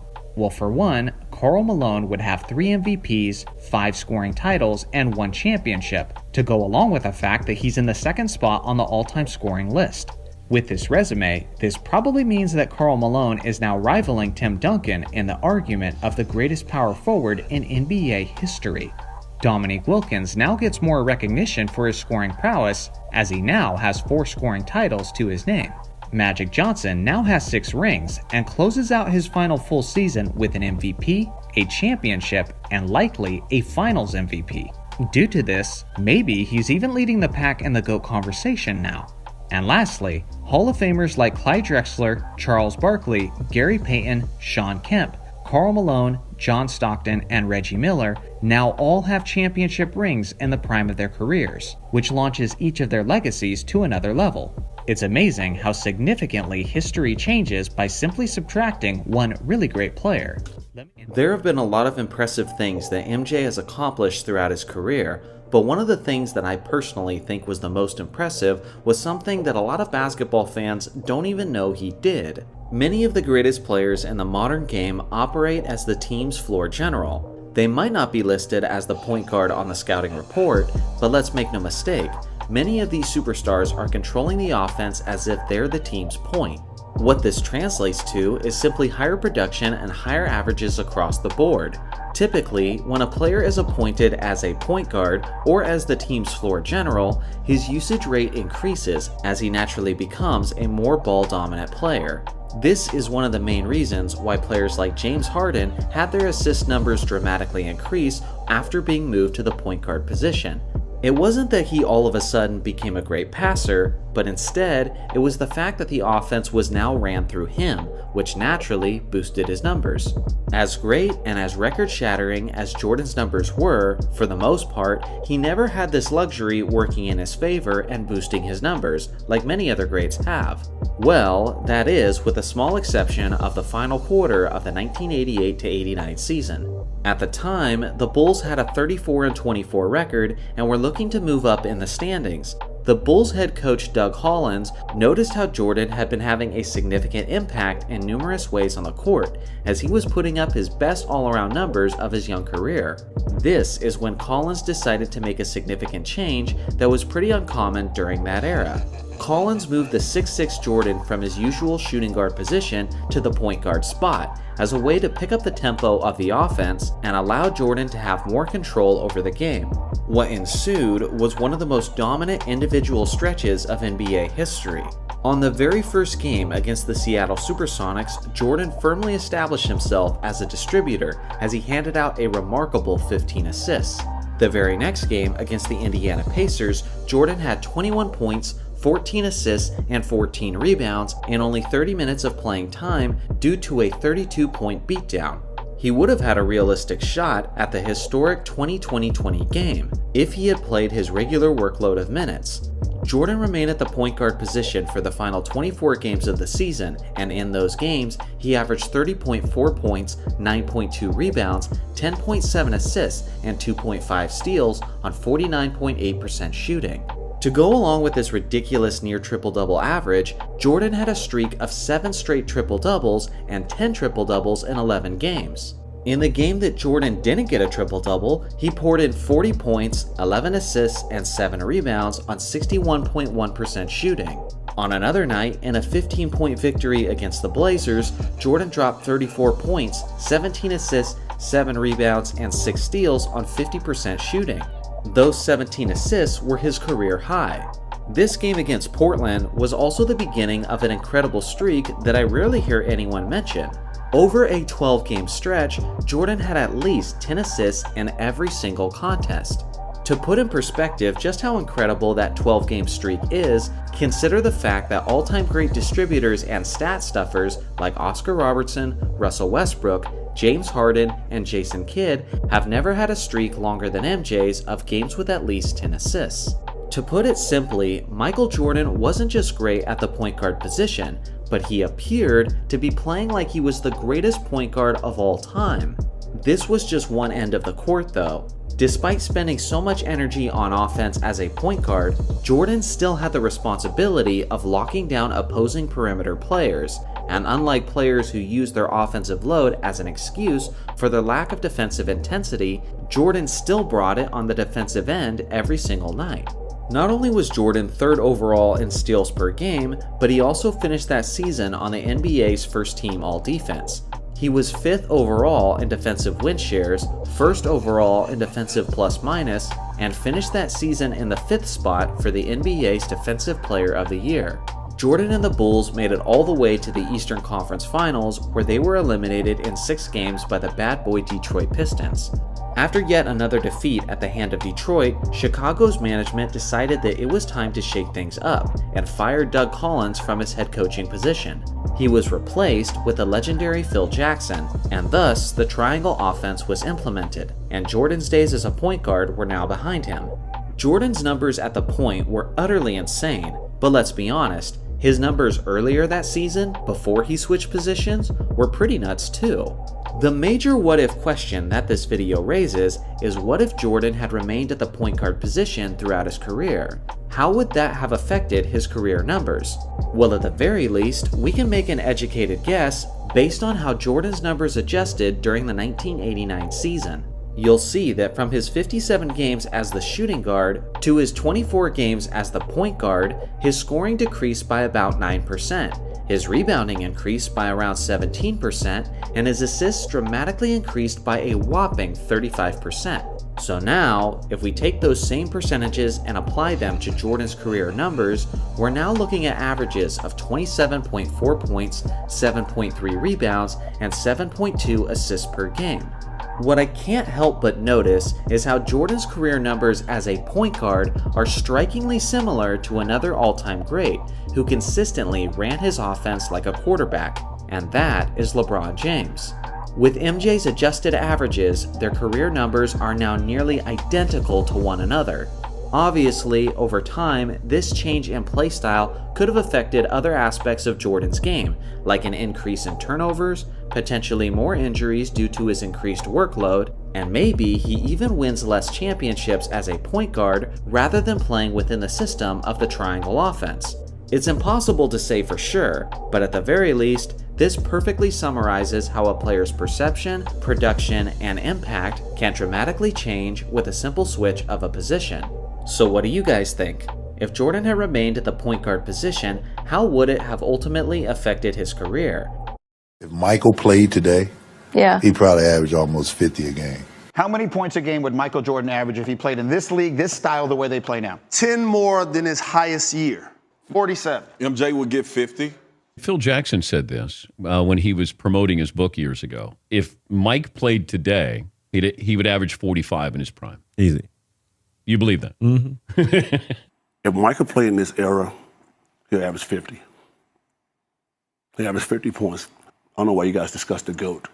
Why you discuss the GOAT? I agree. Many old heads who witness Jordan play always make these claims. They say if Jordan played today, he would tear up today's league, average 50, and so on. But why do they say these things? Is it because they're all fans of Jordan? Or is it because they hate today's young players? Those are ways some people choose to spin it. But if you ask me, it's simply their honest thoughts based on what they saw from Jordan when they played, and based on the ways the game has changed and how offense is more inflated in modern basketball. That is essentially what inspired this video. But let's take a more analytical approach and figure out how much we think Jordan would average if he played in the modern NBA. First off, before we continue, let's establish two things. 1, Michael Jordan is the greatest scorer ever, and 2, offense is easier nowadays. Establishing Jordan as the greatest scorer shouldn't be a difficult starting point. Jordan has the highest points per game average in NBA history at 30.1, just slightly ahead of Wilt Chamberlain. Jordan also has the highest playoff scoring average of all time at 33.4 points. No one else averages over 30. MJ has the most scoring titles ever at 10, Wilt is second at 7, and no one other than Wilt has half as many as Jordan does. He also did all of his scoring in an era where less points were available, which brings us to the next point. Points are easier to score today. In MJ's final season with the Bulls, he averaged 28.7 points per game as a 35-year-old, and teams around the league were averaging a total of 95.6 points per game. In today's NBA, teams are averaging 111.4 points per game. To put that in perspective, that's the highest average since the days Wilt Chamberlain played decades ago. Teams currently are shooting nearly 10 more shots per game and also 3 times more three-pointers per game than when MJ retired from the Bulls. In the 1990s, Jordan averaged over 30 points per game 5 times, but in that entire decade, only one other player averaged over 30 points in a season, and that was Karl Malone in the 1990 season. Again, 2 players over that entire decade. In the last 5 years alone of the modern NBA, 5 different players have exceeded 30 points per game.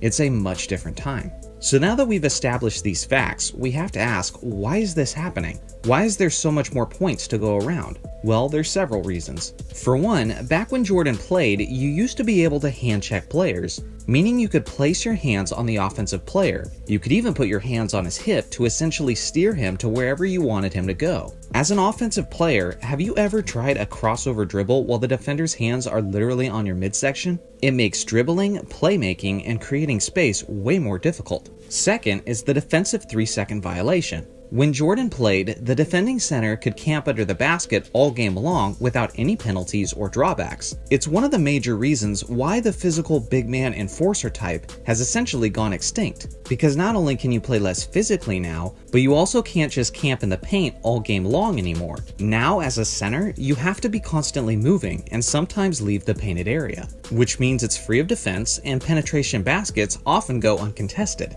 We know how valuable rim protection is in the modern NBA, but it's nothing compared to how valuable it was in the 90s when a big man could essentially live there and was always waiting to meet Jordan when he attacked the rim. Third is the most obvious and referred to reason for the inflation of scoring, and it's the surge in three-point attempts. I've done videos on why there are more three-pointers shot today, and you can check those out, but simply put, a three-pointer is 33% more points per basket, and that adds up over the course of a game and over the course of a season.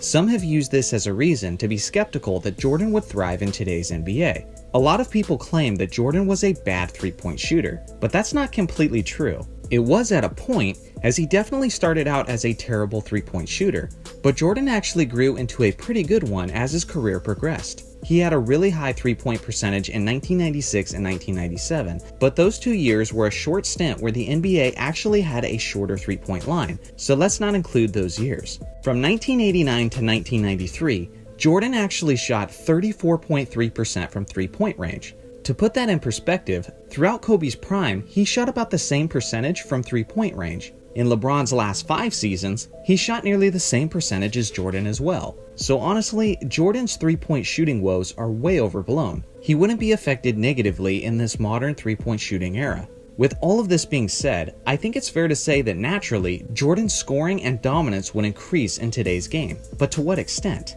Something that is often ignored is the rate in which the NBA changed throughout Jordan's playing days. Jordan's highest scoring season was the 86-87 season, where he averaged 37.1 points per game, and the league average per team was 109.9 points per game.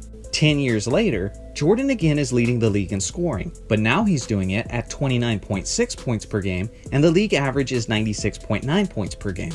So it's not like Jordan never benefited from more offense, because especially in the late 80s, the tempo was way different. The game had more possessions and revolved around fast break basketball. Things slowed down in the 90s, and instead, physical big men defined that era, which was played with way more half-court sets. If you look at James Harden's numbers from this season in comparison to Jordan's 1987 season, you'll see that although there is an advantage in Harden's era, it's certainly more comparable. Saying Jordan would average 50 in today's NBA is probably a little much, especially when you consider this. When Phil Jackson was asked about the difference between Kobe Bryant and Michael Jordan, one of the things he mentioned was that Kobe was more prone to assert his game and try to take over the game offensively, while Michael Jordan did all of his damage within the flow of the team's offense. As someone who watched both players extensively, I agree with that assessment, and it's one of the reasons that Jordan was able to be so efficient shooting the basketball even as a perimeter guard. So with that being said, it's hard for me to see a player averaging 50 in any era to be coming from a guy who plays within the flow of the offense. If I had to guess how much Michael Jordan would average in today's NBA, and I'm not talking about 98 last dance 35-year-old Jordan, I'm talking about prime scoring Michael Jordan, the one that dropped 40 points in 9 straight games, 63 in the playoffs against the #1 ranked defense, and the MJ who averaged 42 points in a final series. In my opinion, that version of Jordan would average 40 to 43 points in today's NBA. It would be an efficient 40 points a game within the flow of the offense while being the best defender at his position. For anyone who thinks that's ridiculous, listen to this closing thought. When people say Jordan would average significantly more in today's NBA, it's not because they worship Jordan, it's because people who really know basketball recognize the nuances and greatness of Jordan's game and how that translates to the modern game. Jordan would take advantage of today's more open version of basketball because he had all the skills and was poetry in motion. The vast majority of his moves were smooth and methodical. There wasn't unnecessary dribbling, his handle was tight and calculated, his footwork was pristine and reliable. He had a fantastic hesitation dribble, and he could attack you in so many ways. If he couldn't simply elevate over you, then he would wait and shoot the ball on his descent. That's an unorthodox way of shooting the basketball, and few can hit that shot very often, but nobody did it as well as Jordan did. His fadeaway was extremely efficient and near impossible to block. As he's falling a couple feet back, while elevating as high as he does, how can the defender possibly contest it? Jordan could basically get a quality shot whenever he wanted. If he decided to attack the basket, he had one of the quickest first steps of anyone who's ever played. You could simply hack him to try to stop him from scoring, but with Jordan being an 83.5% free throw shooter, do you really think that's a legitimate solution? Not to mention how Jordan is one of the greatest ever at finishing through the contact. So even if you tried to hit him and make it more difficult in that way, many times it just turned into an and one. You couldn't play tight on him because he was too quick and would often get past you.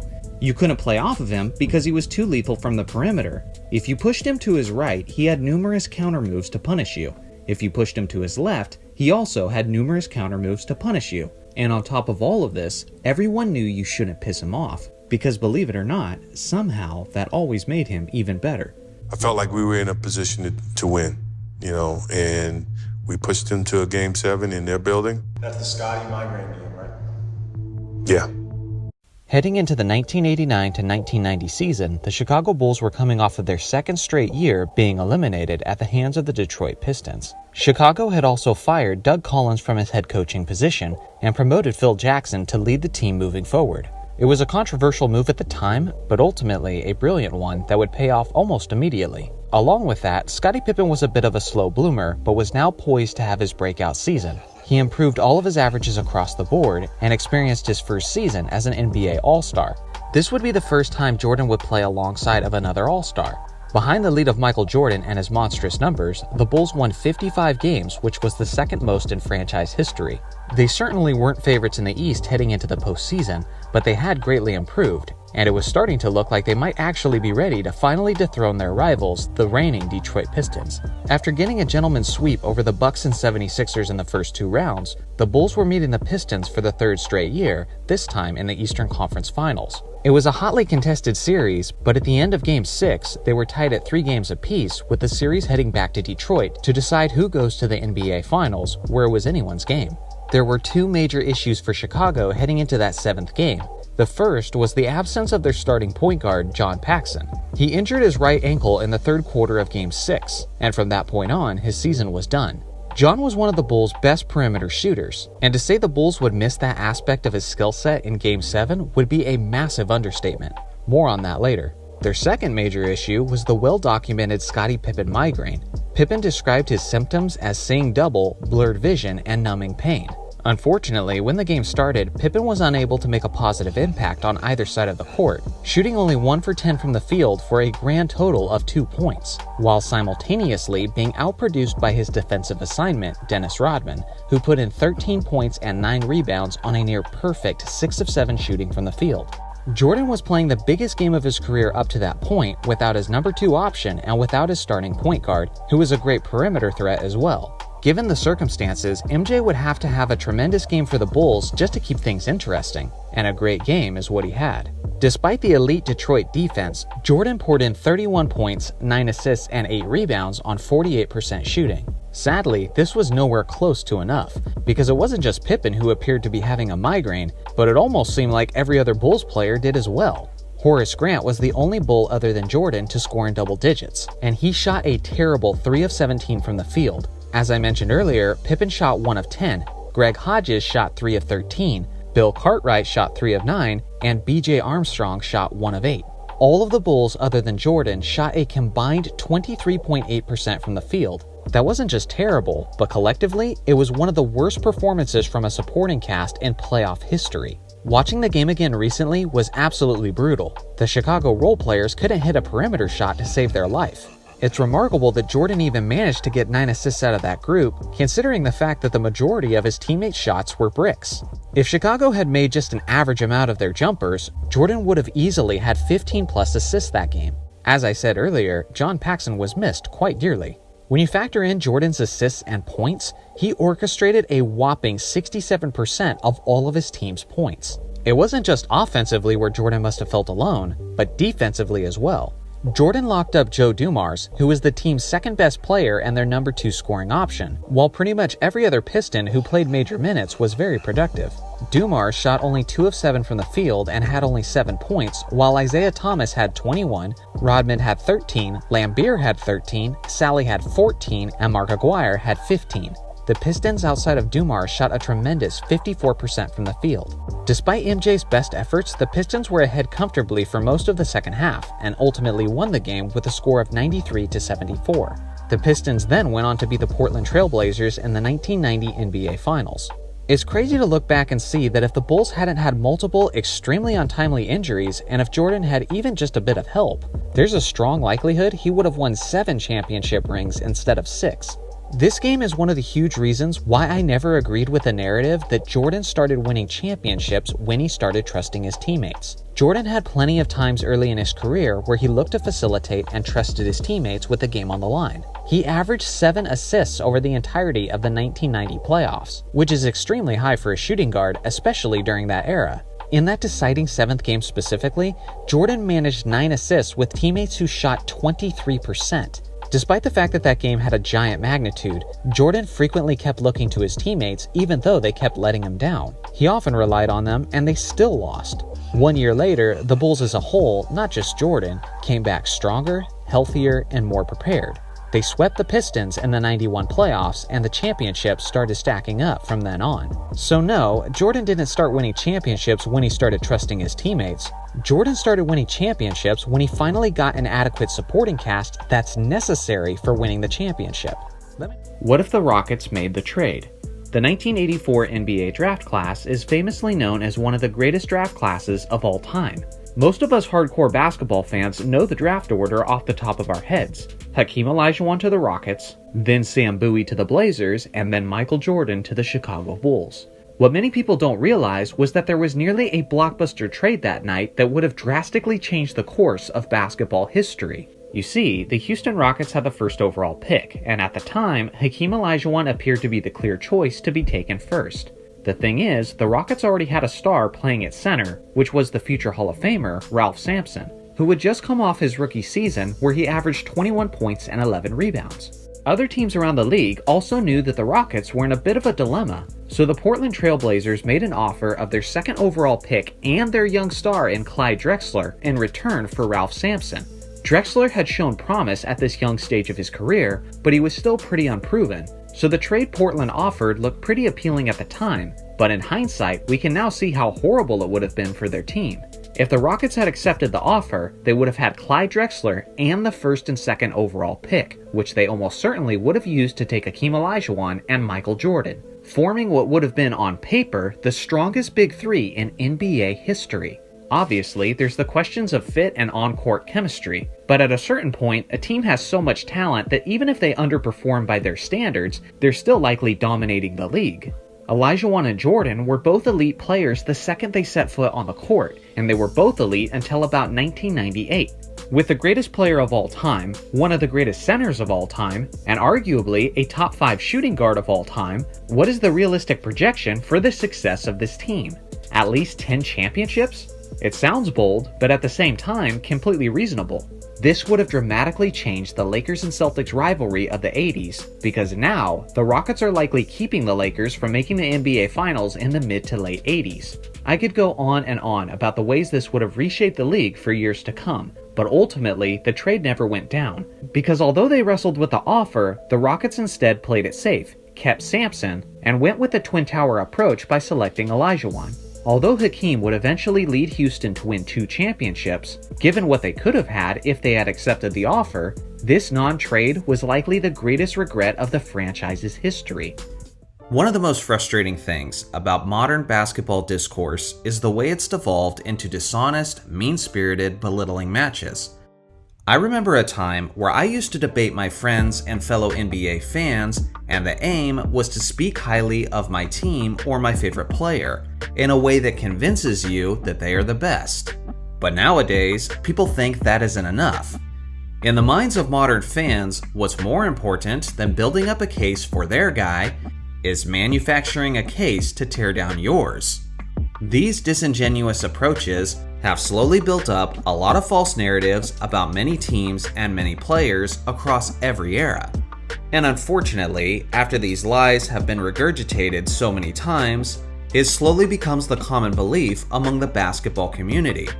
Now, I would love to turn this into a series where I expose the lies about things like 60s basketball, 80s basketball, and yes, even the modern NBA. But today, we're looking specifically at a couple of lies about the Bulls dynasty. One of the narratives you constantly hear from fans that want to belittle the Bulls is that their competition wasn't that strong. They quote, "never beat a super team." They think that's a legitimate claim. But even if it was, it's not the win that they think it is. Because the truth is, the Bulls beat the teams that beat the super teams. At the start of the 1996 to 1997 season, the Houston Rockets had formed one of the scariest teams ever seen on paper up till that point, when Charles Barkley joined Hakeem Olajuwon and Clyde Drexler, just 1 year removed from their most recent championship. Olajuwon was still putting up strong numbers on both ends of the court, while finishing 7th that season in the MVP voting. Charles Barkley was still a 20 points per game scorer, while finishing 2nd in the league that season in rebounds per game, averaging a monstrous 13.5. Clyde Drexler was an all-star as well, with very impressive averages for a third option, of 18 points, 6 rebounds, 6 assists, and 2 steals. This was a legitimate super team, and a lot of people thought that Houston would be representing the Western Conference once again in the NBA Finals. And the truth is, contrary to popular belief, they came very, very close. After sweeping Kevin Garnett and the Minnesota Timberwolves in the first round, they then eliminated the defending West champions, the Seattle Supersonics, in a 7-game battle. Then they pushed the Utah Jazz to a 6th game, and it almost went even further, but John Stockton hit a game-winning 3 at the buzzer to send Utah to the NBA Finals. Now, people try to discredit this Rockets team, saying they were old and they never stood a real chance.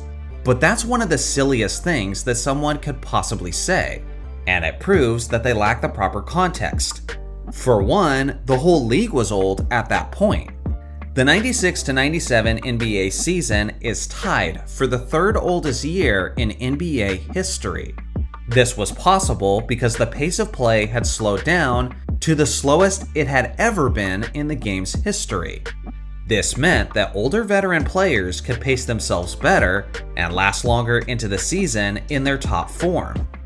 Yes, Hakeem Olajuwon was 34, Clyde Drexler was 34, and Charles Barkley was 33. But the two teams who made it to the finals were practically the same, as the Jazz were led by the 34-year-old John Stockton, Karl Malone, who was 33, and Jeff Hornacek, who was also 33. Then for Chicago, Michael Jordan was 34, Scottie Pippen was 31, and Dennis Rodman was 35.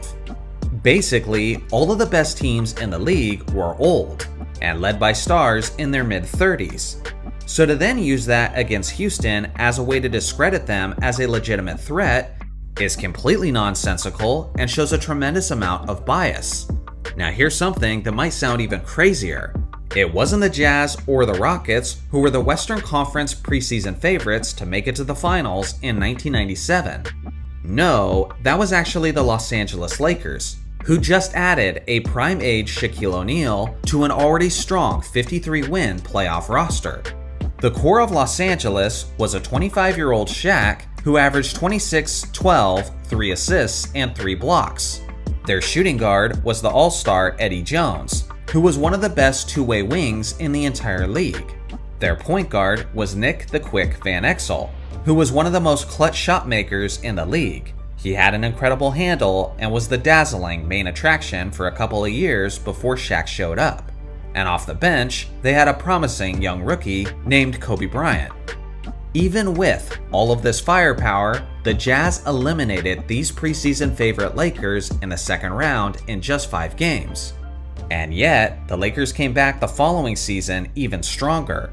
Now Kobe's game had improved significantly as he finished second in the 6th Man of the Year voting. Shaq was as good as ever, and even Nick Van Exel and Eddie Jones had improved. This Lakers team won 61 regular season games, and their top 4 players were all selected to be All-Stars. Consider this. This is the only Lakers team in NBA history to have 4 All-Stars on the team simultaneously. The championship expectations had grown even stronger in Los Angeles. And what happened? They ended up getting swept in the Western Conference Finals once again at the hands of the Utah Jazz. This Jazz team, who kept knocking out super teams, was the same Jazz squad that lost to the Bulls in the NBA Finals in 6 games in back-to-back seasons. So yes, the competition the Bulls had at the end of their dynasty was incredibly fierce, regardless of what infantile critics want you to believe. The funny thing is, some of the criticisms they make about age, they also try to apply to the beginning of the Bulls dynasty as well. After 3 straight years of being eliminated by the Detroit Pistons, Chicago had finally developed their roster to a point where they were ready to overthrow the bad boy Pistons. In the 1991 Eastern Conference Finals, the Bulls sent a message by sweeping the Pistons out of the playoffs, with an average margin of victory of 11.5 points. The thing is, biased critics and even some of the Detroit Pistons players try to use the excuse that Detroit was old and their time was up. So in other words, the Bulls took advantage of an easy opportunity. But that's just simply not true. Their best player, Isaiah Thomas, was 29, and their second best player, Joe Dumars, was 27, which means that their star tandem that led them to back-to-back championships were in the prime ages of their careers. Dennis Rodman had just won his second straight Defensive Player of the Year award, and he was just 29 as well. Sure, Bill Laimbeer was 33 and Mark Aguirre was 31, but even that is not that old by the NBA standards. Now sure, you could make the excuse that it wasn't really about their age, but it was about their wear and tear of going deep into the playoffs year after year. But what I would say to that is that the 1960s Celtics never needed that excuse. The San Antonio Spurs dynasty never needed that excuse, and even the Chicago Bulls who beat them never needed that excuse, as they remained elite well into their mid-30s. The reality is, people will continue to try to reframe it and use revisionist history to discredit the Chicago Bulls dynasty of the 1990s. But the truth is that their level of competition in that era was incredibly fierce and formidable.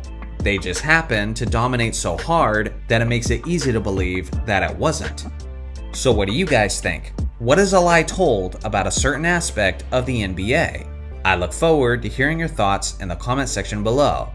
And I'm gonna say it every video, shout out to the members for saving this channel. Thanks for watching as always, make sure to like and subscribe for more basketball content, and I'll see you guys in the next video.